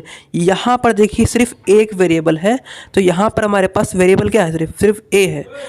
जो यहाँ पर जो ए है ना, एक जो हमारा ये ए है, ये हमारा ये निकल आएगा यहाँ से। अब ये किसके बराबर होगा, देखो यहाँ पर ये तुम्हारा थर्ड एलिमेंट है, जो कंपेयर करेंगे ना तो हमारा इसका करस्पॉन्डिंग एलिमेंट जो होगा वो 0 हो जाएगा। क्या हो जाएगा, 0 हो जाएगा। तो यहाँ पर देखो मैंने कंपेयरिंग किया है कि 3 -8 प्लस बी ये वाला, ठीक है। यहाँ से हमारा बी की निकाल लेंगे वैल्यू। फिर ये वाला देखो -1 और ये वाला -5 प्लस 6 यहाँ से हम ए की निकाल लेंगे। फिर -3 प्लस 7 वाई यहाँ से हम वाई की निकालेंगे। सिर्फ यहाँ पर वाई है ना, तो यहाँ वाई की निकाल लेंगे। फिर यहाँ पर देखो, फिर उसके बाद 1 -10 प्लस 3x यहाँ से हम x की निकाल लेंगे वैल्यू। तो यहाँ से कुल मिलाकर के बात यह है कि हमको सिर्फ एक टर्म वाले अगर हमको वैल्यू मिल रही, सिर्फ एक टर्म वाली एलिमेंट, तो हम वही ले लेंगे ना। हम इक्वेशन क्यों बनाएंगे, इक्वेशन बनाने क्यों हम टाइम पास करेंगे, क्यों अपना टाइम वेस्ट करेंगे, कि जब हमको एक ही वेरिएबल की इक्वेशन मिल जाती है। तो यहाँ पर देखो ऑन कंपेयरिंग करेंगे ना, तो जो हमारा 3 -8 प्लस बी है ना, इसका करस्पॉन्डिंग एलिमेंट क्या होगा, 0 हो जाएगा, तो ये इसके बराबर हो जाएगा, ठीक है। अब यहाँ पर देखो 3 -8 प्लस बी, इसको सॉल्व करेंगे तो ये हो जाएगा -5, इधर जाएगा +5, तो बी इज इक्वल टू हो जाएगा 5।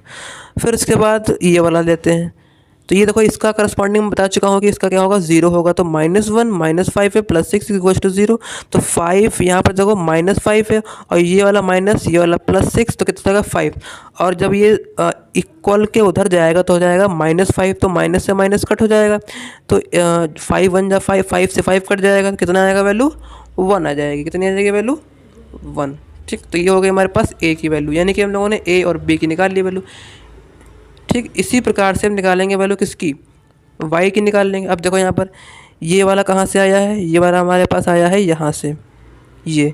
अच्छा बताओ इसका करस्पॉन्डिंग क्या होगा, इसका करस्पॉन्डिंग होगा हमारा एलिमेंट 0, इसका भी 0 हो जाएगा। तो -3 + 7 कितना हो जाएगा 4 है ना। अब ये 4 है ना, इधर आएगा तो हो जाएगा -4, तो y इक्वल टू हो गया -4। फिर उसके बाद देखो ये वाला कहाँ यहाँ पर है, ये वाला यहाँ पर है, तो इसका करस्पॉन्डिंग जो एलिमेंट होगा इस मैट्रिक्स में क्या होगा, वो भी 0 होगा, वो भी क्या होगा 0, यहाँ पर 1 होगा, ध्यान रखना, ठीक है। यहाँ पर 0 हो जाएगा, तो 1 - 10 + 3x = 0, तो 1 - 10 का मतलब -9, -9 इधर जाएगा तो हो जाएगा +9, तो 3x = 9।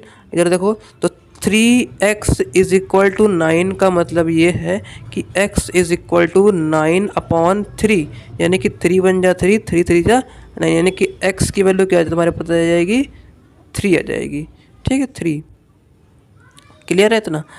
तो अब देखो जो हमको निकालना है उनके जितने भी टर्म्स हैं हमारे पास सारे आ चुके हैं, ए बी एक्स और वाई। अब हम जो क्वेश्चन पूछा गया उस पर आते हैं। अब देखो यहाँ पर हमसे पूछा गया कि a + x - b + y ये निकालना है, तो सिंपली वैल्यू पुट कर दो। a की वैल्यू है 1, x की वैल्यू है 3, -b की वैल्यू है 5 और y की वैल्यू कितनी थी y वैल्यू है -4 थी, तो ये वाला प्लस और इसका माइनस, तो प्लस माइनस क्या हो जाएगा, माइनस हो जाएगा ना, प्लस माइनस माइनस।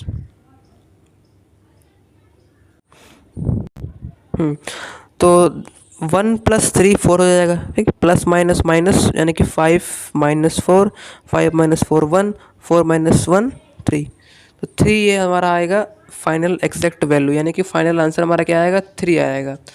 तो जो 3 आंसर है वो आपका करेक्ट हो जाएगा। तो ये आपके 2.5 मार्क्स जो है ना वो आपके एग्ज़ाम में इसी क्वेश्चन से आया हुआ था, ठीक है। तो ये आपको कंफर्म हो जाएगा। तो आई होप आपको ये वीडियो पसंद आई होगी। चैनल पे नए सब्सक्राइब कर दें, ठीक है, और चैनल से जुड़े रहें। इसी चैप्टर की आने वाली वीडियो आपको इसी चैनल पे मिलती रहेंगी चैप्टर वाइज, ठीक है। तो तब तक के लिए मिलते हैं हम लोग नेक्स्ट वीडियो में। तब तक के लिए good bye. Hello everyone, welcome to my channel it's calculating maths.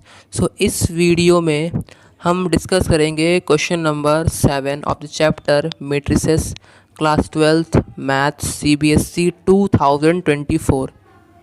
2024 का ये हमारा मैट्रिक्स का 7वां क्वेश्चन होने वाला है, ठीक है। तो स्टार्ट करते हैं, और स्टार्ट करने से पहले आपसे ये रिक्वेस्ट है कि अगर आप चैनल पे नए हैं तो सब्सक्राइब कर दें, लाइक कर दें, शेयर कर दें, ताकि आपको आने वाली वीडियोस इसी चैनल पे मिलें और आपको एक कंसिस्टेंसी के साथ आपको वीडियोस मिलती रहें, ठीक है। तो स्टार्ट करते हैं हम लोग question number 7। Let's see question number 7। What says if बोला है कि if Aij and capital Aij represent the ijth element and it's cofactor of matrix 3 × 3 order, यानी कि कह रहे हैं यहाँ पर सिंपली देखो क्या कह रहा है हमसे कह रहा है कि जो Aij है, स्मॉल Aij, ये क्या है, स्मॉल जो Aij है ना, ये क्या कह रहा है कि ये क्या है कि ijth एलिमेंट है इस मैट्रिक्स का। ijth का मतलब क्या हुआ कि यहाँ पर कोई एक जनरल एलिमेंट हो सकता है यहाँ पर, ठीक है। यहाँ पर ये भी हो सकता है, ये भी हो सकता है, ये भी हो सकता है, ये भी हो सकता है, ये भी, ये डिपेंड करेगा कि i और j की वैल्यू क्या है। अगर i की वैल्यू 1 है और j की वैल्यू कितनी है, 2 है। अगर i की वैल्यू 1 है, j की वैल्यू 2, यानी कि क्या होगा, a12 कौन सा होगा, ये वाला एलिमेंट होगा, ये a11 है, तो ये a12 ये वाला, यानी कि -3 हो जाएगा। तो ये डिपेंड करेगा कि i और j की वैल्यू क्या है। यहाँ पर जनरल बता दिया गया कि यहाँ पर जो ये एलिमेंट है ना, स्मॉल Aij, ये हमारा इस मैट्रिक्स का ही एलिमेंट है, ठीक है। फिर कह रहे हैं कि कैपिटल Aij क्या है, इट्स कोफैक्टर मैट्रिक्स का एलिमेंट, यानी कि कह रहे हैं कि जो ये मैट्रिक्स है ना, इसका जब हम कोफैक्टर मैट्रिक्स निकालेंगे, इसी मैट्रिक्स का कोफैक्टर मैट्रिक्स बनाएंगे, तो जो उसमें जो एलिमेंट्स होंगे ना वो हम दिखाएंगे किससे, वो हम दिखाएंगे कैपिटल Aij से ना, वो हम डिनोट करेंगे कैपिटल Aij से। कहने का मतलब ये है कि इसका अगर हम कोफैक्टर मैट्रिक्स तैयार कर दें, ठीक है, वो भी कितना आएगा, 3 × 3 ऑर्डर की आएगी। तो यहाँ पर देखो ये उसके एलिमेंट्स हो गए, ठीक। अब यहाँ पर जो है ना, जो ये कैपिटल Aij है ना, ये हम जो है ये भी हो सकता है, ये भी,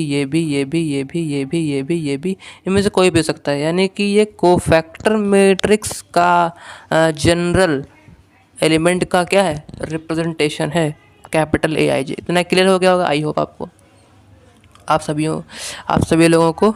सो अब हम लोग देखते हैं आगे क्या कह रहा है। आगे बोल रहा है कि then find the value of a11 into A21 plus A12 into A22 plus A13 into A23। यहाँ पर देखो स्मॉल है और कैपिटल है, तो यहाँ पर हमको निकालना पड़ेगा A11 क्या है, A21 क्या है, A12 क्या है, A22 क्या है, A13 क्या है और A23 क्या है। तो यहाँ देखो स्मॉल वाले तो हम निकाल लेंगे यहाँ से, है ना, स्मॉल वाले सारे हमारे पास निकाल आएंगे इस मैट्रिक्स से। जो कैपिटल वाले हैं ना वो निकालेंगे हम, इसका कोफैक्टर मैट्रिक्स जब बनाएंगे ना तो निकलेगा वहाँ से एलिमेंट। ठीक है, तो देखते हैं हम लोग इसका सोल्यूशन नेक्स्ट पेज पे। तो देखो यहाँ पर हम सबसे पहले हमने यहाँ पर जो मैट्रिक्स है ना जो हमको दी गई है उसका हमने नाम दे दिया ए। अब नाम ना भी तो कोई दिक्कत नहीं, मैंने दे दिया नाम की, थोड़ा सा अच्छा लगेगा, दे दिया मैंने नाम। हालांकि ये क्वेश्चन जो है ना 1 मार्क का है, आपको इसको दिखाने की जरूरत नहीं, आपको सिर्फ आंसर टिक करना है। मैंने आपको समझाने के लिए दिखाया 1 मार्क, यानी कि 1 मार्क का क्वेश्चन है तो 1 मार्क आपके पक्के हो जाएंगे। देखो यहाँ पर जो जो मैंने बताया वो सब मैंने आप लिख दिया कि IGS एलिमेंट किसका है, ए मैट्रिक्स का IGS एलिमेंट है। फिर ये कैपिटल AIJ का है, ये IGS एलिमेंट है किसका, इसी मैट्रिक्स का जो कोफैक्टर मैट्रिक्स तैयार करेंगे ना उसका जो एलिमेंट होंगे ना, उसके जो एलिमेंट्स होंगे ना वो उसको हम जनरल टर्म में कैसे करेंगे रिप्रेजेंट, कैपिटल AIJ से। ठीक है, तो ये हमने लिख दिया यहाँ पर। फिर हमको निकालना क्या है, हमको निकालना है A11। तो A11 क्या होगा, देखो यहाँ पर है A11 का मतलब क्या है कि A11 यानी कि I की वैल्यू कितनी है 1 है, J की वैल्यू भी कितनी है 1 है। यानी कि देखो यहाँ पर इस मैट्रिक्स में आपका 1 एलिमेंट कौन सा है, ये वाला है, पहला एलिमेंट है, तो हमारा हो जाएगा 2। A12 कौन सा है -3, तो हो जाएगा -3। A13 कौन सा है 5 हो जाएगा। फिर हमको चाहिए कैपिटल A21। तो कैपिटल A21 हम कैसे निकालेंगे, देखो यहाँ पर 21 होगा, ये यहाँ पर 21 होगा, ये 21 हो जाएगा यहाँ पर। ये आपका M21 है। ठीक है, M21 -4 आएगा। ठीक है, M21। ओके, क्लियर है इतना। अब देखो यहाँ पर अगर मैं M21 यहाँ पर कितना है -4 कैसे आएगा, देखो M क्या है, देखो आप M समझाता हूँ आपको मैं क्या है। देखो कोफैक्टर मैट्रिक्स के एलिमेंट निकालने से पहले हमको माइनर मैट्रिक्स के एलिमेंट निकालने पड़ते हैं, वहाँ से ही हम कोफैक्टर मैट्रिक्स के एलिमेंट निकाल सकते हैं। तो यहाँ पर सबसे पहले हम माइनर मैट्रिक्स के एलिमेंट निकालेंगे। देखो हमको चाहिए M21, तो यहाँ पर देखो M यहाँ पर 2 होगा ना, 2 मैंने यहाँ पर लिख दिया था, यहाँ पर 2 है, ध्यान रखना आप लोग। तो यहाँ पर अगर हम M21 की बात करें तो यहाँ पर इसमें चेक करो कि 21 एलिमेंट कौन सा है, इस मैट्रिक्स में 21 एलिमेंट कौन सा है, इस मैट्रिक्स में 21 एलिमेंट कौन सा है, चेक करो, ये वाला है ना, ये वाला एलिमेंट है। तो क्या करो, इसका आप रो, ये नहीं है, ये वाला है ये, तो यहाँ पर इसका आप रो काट दो, इसका कॉलम काट दो। ठीक, तो जो बचा आपके पास, क्या बचा आपके पास बची ये वाली मैट्रिक्स। ठीक है,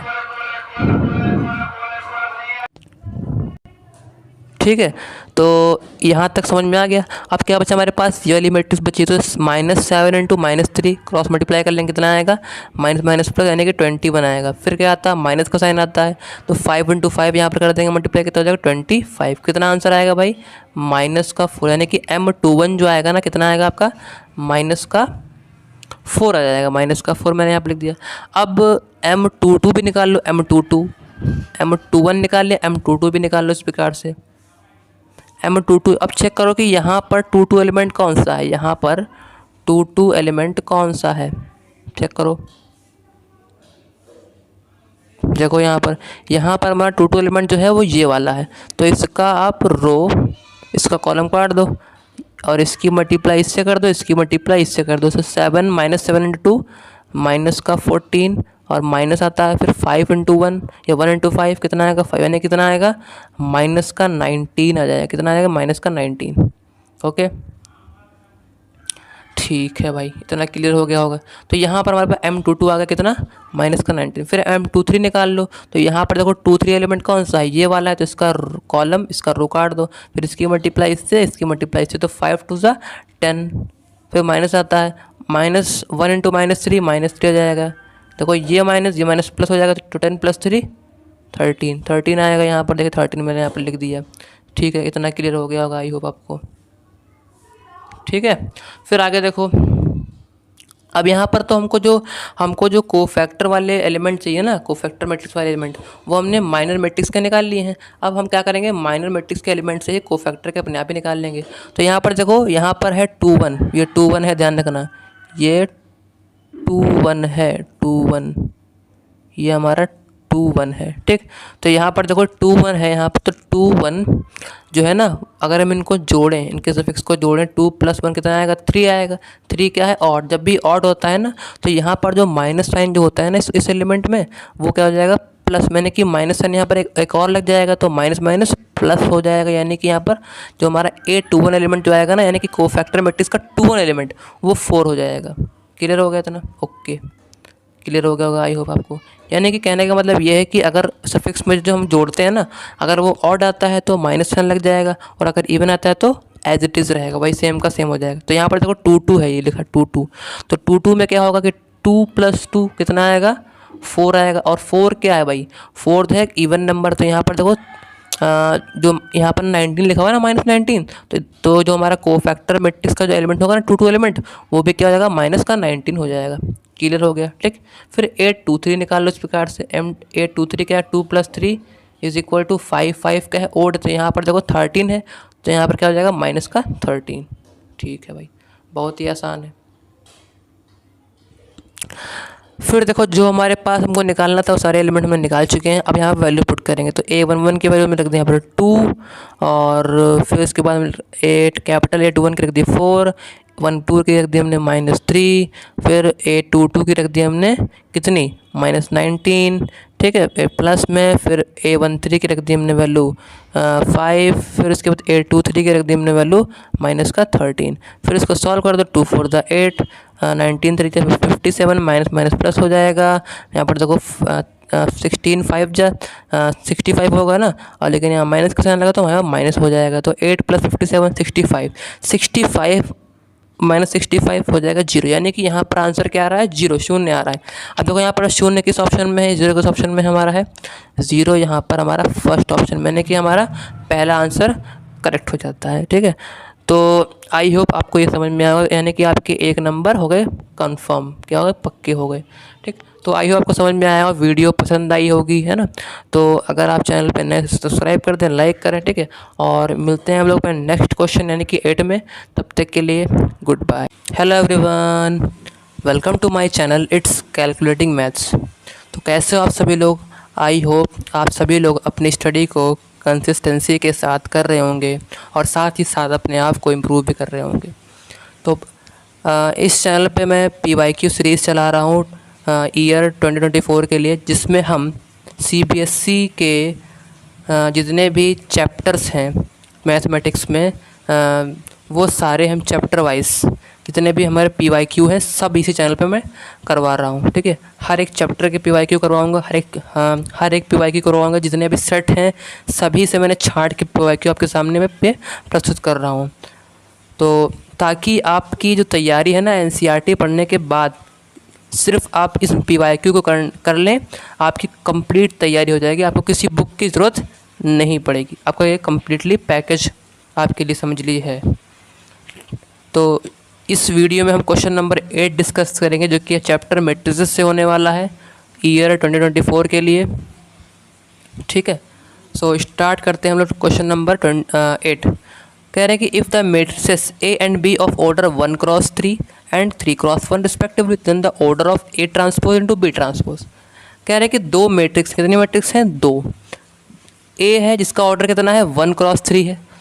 दूसरी मैट्रिक्स B है जिसका ऑर्डर कितना है, 3 × 1। हमसे पूछा है कि उन्हीं दो मैट्रिक्स का अगर हम ट्रांसपोज ले लें और उन दोनों ट्रांसपोज को मल्टीप्लाई करवाएं, तो जो नया मैट्रिक्स आएगा उसका ऑर्डर क्या होगा, ठीक है। यहाँ पर ऑप्शन दिए गए हैं, क्लियर है।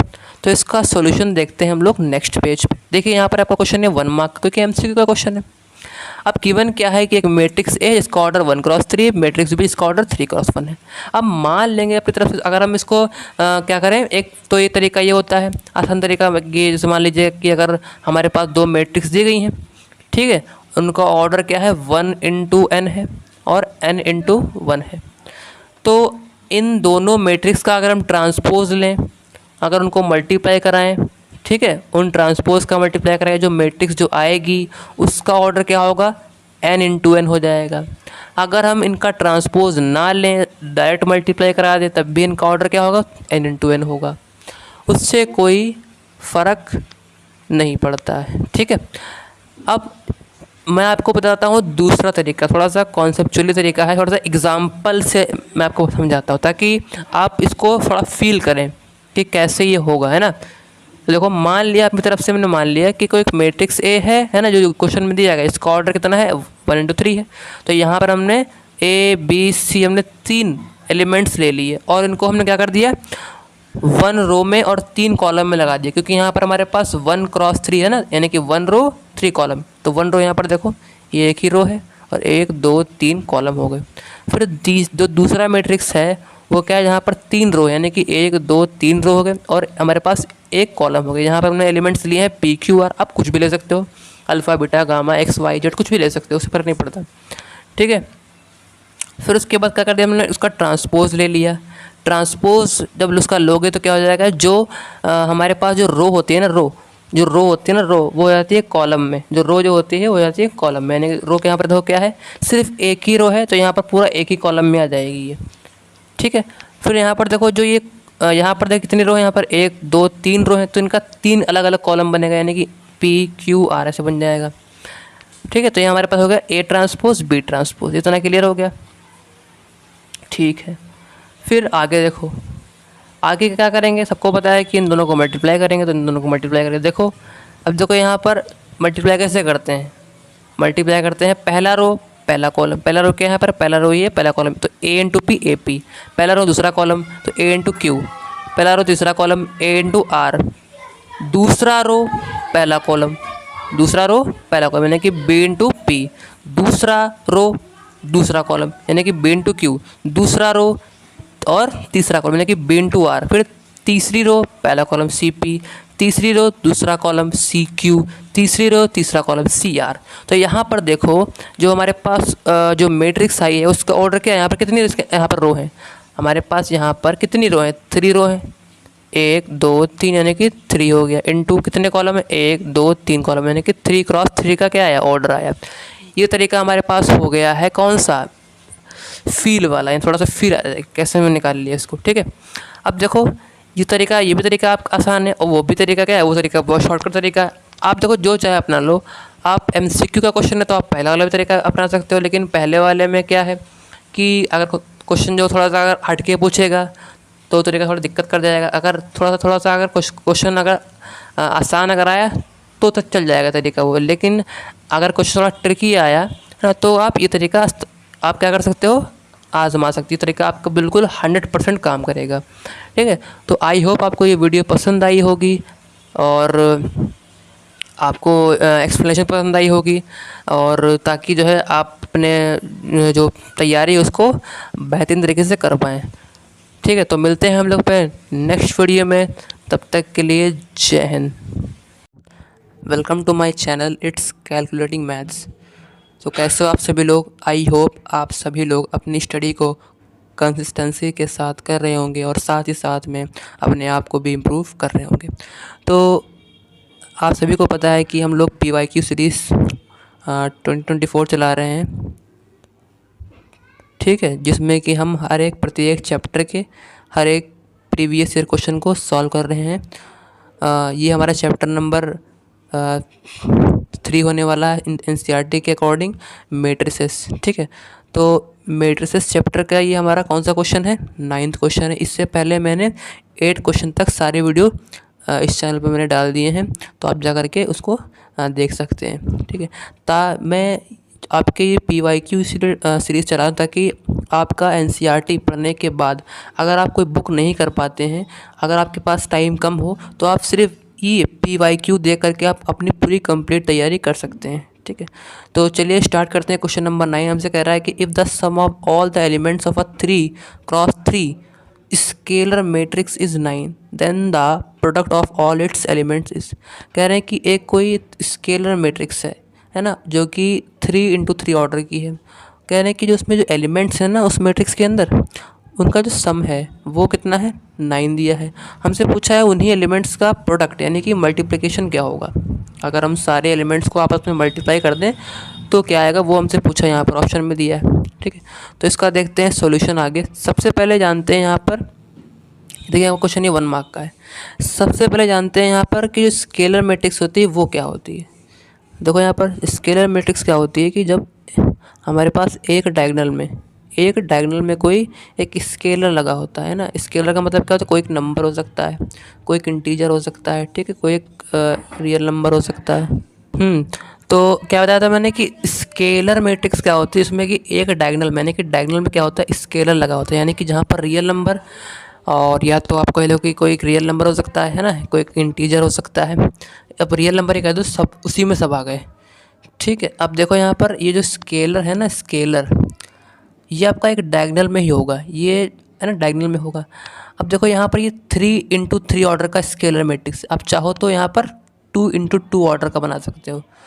2 × 2 ऑर्डर का क्या होगा कि एक डायगोनल में क्या कर दो आप, मैट्रिक्स लगा दो, सॉरी स्केलर लगा दो। देखो यहाँ पर के अब यहाँ पर के यहाँ पर कुछ भी ले सकते हो, KABC या 2 4 3, मैंने तो बताया ना कि रियल नंबर के क्या है, एक रियल नंबर है। फिर जो बाकी जिसमें एलिमेंट्स जो बचे यहाँ पर वो क्या हो जाएंगे, 0 0 हो जाएंगे। क्लियर है इतना। उसी प्रकार से यहाँ पर भी है कि यहाँ पर सिर्फ हमारे पास ये डायगोनल है ना, यहाँ पर हमने सारे स्केलर लगा दिए और बाकी जो बचे यहाँ पर एलिमेंट्स ना, वो सारे क्या हो जाएंगे, 0 0 0 एंड 0 हो जाएंगे। क्लियर है।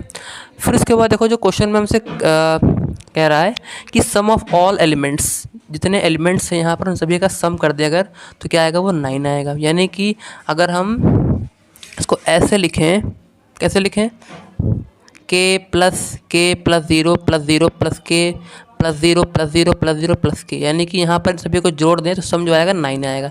अब देखो यहाँ पर 0 0 से गायब हो गए, k 3k = 9, तो यहाँ पर k = 9/3, यानी कि 9/3 का मतलब 9/3 का मतलब 3 × 1 = 3, 3 × 3 = 9, k की वैल्यू कितनी आ गई, 3 आ गई। ठीक है, तो यहाँ पर देखो के की हमने वैल्यू निकाल ली। अब मकसद क्या है के की वैल्यू निकालने का, हालांकि यहाँ पर देखिए मकसद कुछ नहीं है। अब यहाँ पर जो सम दिया था उससे हमने सॉल्व करने के बाद हमको के की वैल्यू मिल गई। अब आगे काम आएगी तो काम आएगी, नहीं काम आएगी तो कोई बात नहीं। अब देखो आपसे पूछा है कि प्रोडक्ट क्या होगा, प्रोडक्ट पूछा है कि सारे एलिमेंट्स का। अब देखो यहाँ पर k × 0 × 0 × 0 × k × 0 × 0 × 0 × k।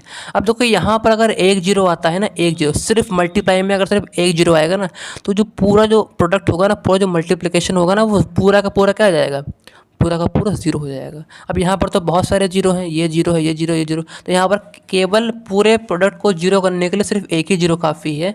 तो यहाँ पर जो हमारा जो प्रोडक्ट होगा ना, पूरा ये मल्टीप्लिकेशन, वो हमारा 0 हो जाएगा। यानी कि जो प्रोडक्ट होगा सारे एलिमेंट्स का वो क्या आएगा, 0 आएगा। यानी कि 0 हमारा किस ऑप्शन में है, 0 हमारा ऑप्शन नंबर ए में है। कौन से ऑप्शन में भाई, ऑप्शन नंबर ए में। ठीक है, तो आई होप आपको ये क्वेश्चन समझ में आएगा। बहुत ही आसान क्वेश्चन है। ठीक है, MCQ का क्वेश्चन है, 1 मार्क का क्वेश्चन है। आप चाहें तो अपने, मैंने आपको समझाने के लिए इतना टाइम दे दिया, लेकिन आप खुद से मन में भी कर सकते हो। ठीक है, या आप एक स्टेप में भी इस क्वेश्चन को सॉल्व कर सकते हो। ठीक है, तो आई होप आपको ये वीडियो पसंद आया होगा। पसंद आया तो लाइक कर दें, शेयर करें, सब्सक्राइब करें और चैनल को फॉलो करते रहें, जुड़े रहें, ताकि आपको आने वाले नोटिफिकेशंस, आने वाले क्वेश्चंस हर एक ईयर के, हर एक चैप्टर के, हर एक PYQ आपको इसी चैनल पर मिल जाए। ठीक है, तो मिलते हैं हम नेक्स्ट वीडियो में, तब तक के लिए जय हिंद। Welcome to my channel, it's calculating Maths. तो कैसे हो आप सभी लोग, आई होप आप सभी लोग अपनी स्टडी को कंसिस्टेंसी के साथ कर रहे होंगे और साथ ही साथ आप अपने आप को भी इम्प्रूव कर रहे होंगे। तो इस वीडियो में लेके आया हूँ मैं क्वेश्चन नंबर 10 चैप्टर मैट्रिसेस का, जो कि हमारी सीरीज़ चल रही है PYQ सीरीज़। ठीक है, किसके लिए, 2024 के लिए। क्लियर है। तो इस वीडियो में हम क्वेश्चन नंबर 10 लाए हैं। इससे पहले मैंने 9 क्वेश्चन तक सॉल्व करा दिया है। तो ये करवाने का मकसद ये है कि आप NCERT के साथ साथ चैप्टर वाइज इन क्वेश्चंस की भी प्रैक्टिस कर लें, ताकि आपकी कंप्लीट तैयारी हो जाए। ठीक है, तो स्टार्ट करते हैं हम लोग क्वेश्चन नंबर 10 से। देखिए क्वेश्चन नंबर 10 हमसे कह रहे हैं कि Aij B3 × 3 matrix where Aij is equals to I minus 3j, then which of the following is false। अब देखो यहाँ पर कह रहे हैं कि एक मैट्रिक्स है A, है ना, जिसमें जनरल टर्म इस फॉर्म में होगी, यानी कि इसमें टर्म जो होंगी ना इस फॉर्म में होंगी, ठीक है ना। तो देखो, तो यहाँ पर देखो जो इसकी जो ऑर्डर है ना कितना है, वो 3 इंटू 3 ऑर्डर है इसका, ठीक है। जहाँ पर जो ये जनरल टर्म का जो फॉर्मूला यहाँ पर दे दिया गया क्या है, Aij is equals to I minus 3j, यानी कि यहाँ पर जो टर्म्स जो आएंगे ना, इसके अंदर जो एलिमेंट्स जो आएंगे ना, वो इस फॉर्मूले से आएंगे, ठीक है। कह रहा है कि which of the following is false, कौन सा इसमें से फॉल्स है, कौन सा इसमें से गलत है ऑप्शन, कौन सा इसमें से ऑप्शन गलत है, यहाँ पर ये इसमें से कौन सा गलत है। तो देखते हैं इसका सोल्यूशन नेक्स्ट पेज पे। तो देखिए मैंने यहाँ पर लिखा है 1 मार्क, यानी कि 1 मार्क का क्वेश्चन आपका है ये। तो देखो यहाँ पर जो गिवन है, गिवन क्या है यहाँ पर कि Aij क्या है, यहाँ पर एक 3 × 3 ऑर्डर की एक मैट्रिक्स है और ये इसका फॉर्मूला दिया है, ठीक है। फिर इसके बाद देखिए,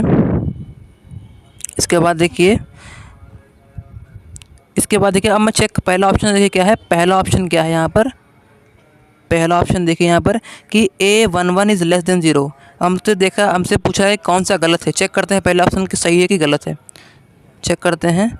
तो चेक करने के लिए क्या करेंगे, हमको A11 निकालना पड़ेगा। तो A11 का मतलब क्या है, A11 का मतलब है कि जहाँ पर I की वैल्यू क्या है 1 है, J की वैल्यू भी क्या है 1 है, यानी कि यहाँ पर अगर हम इस फॉर्मूले में अगर हम I की वैल्यू 1 रखें, J की वैल्यू 1 रखें, तो वहाँ पर हमारे पास A11 की वैल्यू आ जाएगी। तो यहाँ पर देखिए मैंने I की वैल्यू रख दी 1 माइनस 3 इंटू J की रख दी मैंने वैल्यू 1। तो यहाँ पर देखिए 1 माइनस 3 हो गया ये, तो कितना आया माइनस का 2। अब देखो जब माइनस का 2 जो होता है ना, वो क्या होता है, 0 से छोटा ही तो आता है यहाँ पर, है ना। तो यहाँ पर ये जो आपका पास ये 0 होता है ना, 0, फिर इधर क्या आते हैं पॉजिटिव नंबर्स आते हैं, इधर क्या आते हैं नेगेटिव नंबर। तो ये जो -2 है ना, वो इधर आ रहा है। तो यहाँ पर देखो 0 से क्या आई, ये लेस है ना, 0 के बाद में आएगा। तो ये जो पहला वाला जो हो गया ना, A11 इज़ लेस देन 0, वो हमारा सही हो गया, यानी कि पहला ऑप्शन तो सही है। पहला तो क्या है, पहला हमारा सही है। अब देखिए हमारे पास सेकंड, हमको बताना है गलत कौन सा यहाँ पर है, ठीक है, गलत कौन सा यहाँ पर लिखा हुआ है, ठीक है। तो देखते हैं हम लोग आगे। अब देखो यहाँ पर कि A1, अब दूसरा ऑप्शन देखो यहाँ पर, दूसरा ऑप्शन क्या है, दूसरा ऑप्शन देखो यहाँ पर कि A12 और A21 अगर इन दोनों का सम कर दें तो क्या आएगा -6 आएगा। तो इसको चेक करने के लिए क्या करेंगे, हम A12 निकालेंगे और A21 निकालेंगे, फिर उन दोनों को ऐड कर देंगे। तो देखते हैं हम लोग नेक्स्ट पेज पर इसका सॉल्यूशन B। देखिए यहाँ पर B, देखिए यहाँ सबसे पहले क्या किया मैंने, A12 निकाल लिया है, यानी कि I की वैल्यू 1 है, J की वैल्यू 2 है। तो 1 माइनस 3 इंटू 2, यानी कि 1 माइनस 6, यानी कि माइनस का 5। क्या आ गया यहाँ पर, ये A12 की जो वैल्यू आ गई कितनी आ गई, वो माइनस की 5 आ गई, ठीक है। फिर अब निकालेंगे A21 कैसे निकालेंगे जी, ये बड़ा आसान है, बहुत ही आसान है क्वेश्चन। तो A21 का मतलब क्या होता है, A21 यानी कि I की वैल्यू है 2 और J की वैल्यू है आपके पास 1, यानी कि 2 माइनस 3 इंटू 1, यानी कि 2 माइनस 3, यानी कि माइनस का 1, कितना आएगा, माइनस का 1 आ जाएगा, ठीक है। तो यहाँ पर देखिए यहाँ पर मैंने सॉल्व किया हुआ है कि A21 2 माइनस 3 कितना -1 हमारे पास आ गया। फिर क्या करेंगे, इन दोनों को जोड़ देंगे। तो इन दोनों को जोड़ेंगे तो क्या होगा, -5 और -1 को जोड़ेंगे क्या हो जाएगा, माइनस प्लस, तो -6 आएगा। ये तो सही आ गया, यानी कि A12 और A12 और A21 का जो सम है वो कितना आ गया जी, -6, यानी कि ये भी सही है हमारे पास। अब चेक करते हैं यहाँ पर C वाला। अब देखिए यहाँ पर C वाले में टिक लगा हुआ है, यानी कि क्या होगा, ये स्टेटमेंट फॉल्स होगा। तो देखिए यहाँ पर चेक करते हैं।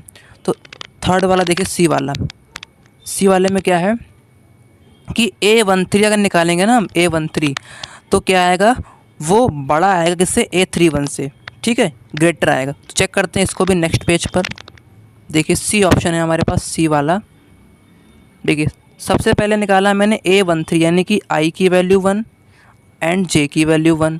तो यहाँ पुट कर देंगे तो 1 माइनस 3 इंटू 3 यानी कि 1 माइनस 9 इज इक्वल्स टू -8, यानी कि यहाँ पर आ गया माइनस में 8। फिर निकालेंगे A31 में निकालेंगे इसी प्रकार से। तो A31 का मतलब क्या है, A31 का मतलब क्या है, A31 का मतलब क्या है कि I की वैल्यू 3 और J की वैल्यू 1, यानी कि 3 हो गया -3 इंटू J यानी कि 1। तो 3 माइनस 3 कितना हो जाएगा, ये 0, यानी कि तो 0 आ गया। अब देखो यहाँ पर जो A13 है ना वो -8 है और A31 है वो कितना 0, तो दोनों में बड़ा कौन सा है, जो माइनस वाला है वो छोटा होगा और 0 जो है वो बड़ा होगा, यानी कि A31 जो है ना वो बड़ा है A13 से। लेकिन जो ऑप्शन था ना, ऑप्शन देखिए यहाँ पर ऑप्शन क्या था हमारे पास कि जो A13 है वो बड़ा होना चाहिए A31 से। तो यहाँ पर ये क्या होगा, ये हमारा गलत हो गया। ये क्या हो गया हमारा, ये गलत, यानी कि यही हमारी स्टेटमेंट जो है वो फॉल्स हो गई। अब यहाँ पर A31 कितना है 0, तो ये तो निकाल ही चुके हैं हम। देखिए यहाँ पर A31 अब हमारे फॉल्स मिल गया तो देखने की ज़रूरत नहीं है फिर भी, लेकिन मैं बता दे रहा हूँ आपको करके। तो देखो A31 तो निकाल चुके हैं। A31 कितना आया, 0 आया था। A31 जो आया था वो कितना आया, 0 आया था, तो मैंने 0 लिख दिया। तो सही है, तो सही है, यानी कि डी वाला सही है। तो कुल मिलाकर के बात यह है कि हमको सी वाले ऑप्शन में क्या मिला, फॉल्स मिला। क्योंकि वहाँ पर A13 बता रहा था कि A31 से बड़ा होना चाहिए, लेकिन यहाँ पर क्या होगा, उसका उल्टा हो गया, यानी कि यहाँ पर A31 बड़ा है A13 से। ठीक है, तो आई होप आपको ये वीडियो पसंद आई होगी। अगर पसंद आया हो तो लाइक करें, शेयर करें, सब्सक्राइब करें और इस चैनल को जुड़े रहें, फॉलो करते रहें। इसी पर सारे क्वेश्चंस की सीरीज़ चल रही है, चैप्टर वाइज सारे ईयर के क्वेश्चन करवाऊंगा। ठीक है, अभी तो 2024 का करवा रहा हूँ। ठीक है, इसके पहले भी जितने भी ईयर्स सभी के करवाऊँगा, चैप्टर वाइज करवाऊँगा, तो आप चैनल से जुड़े रहें। ठीक है, तो मिलते हैं हम लोग अपने नेक्स्ट वीडियो में। ठीक है, तब तक के लिए जय हिंद।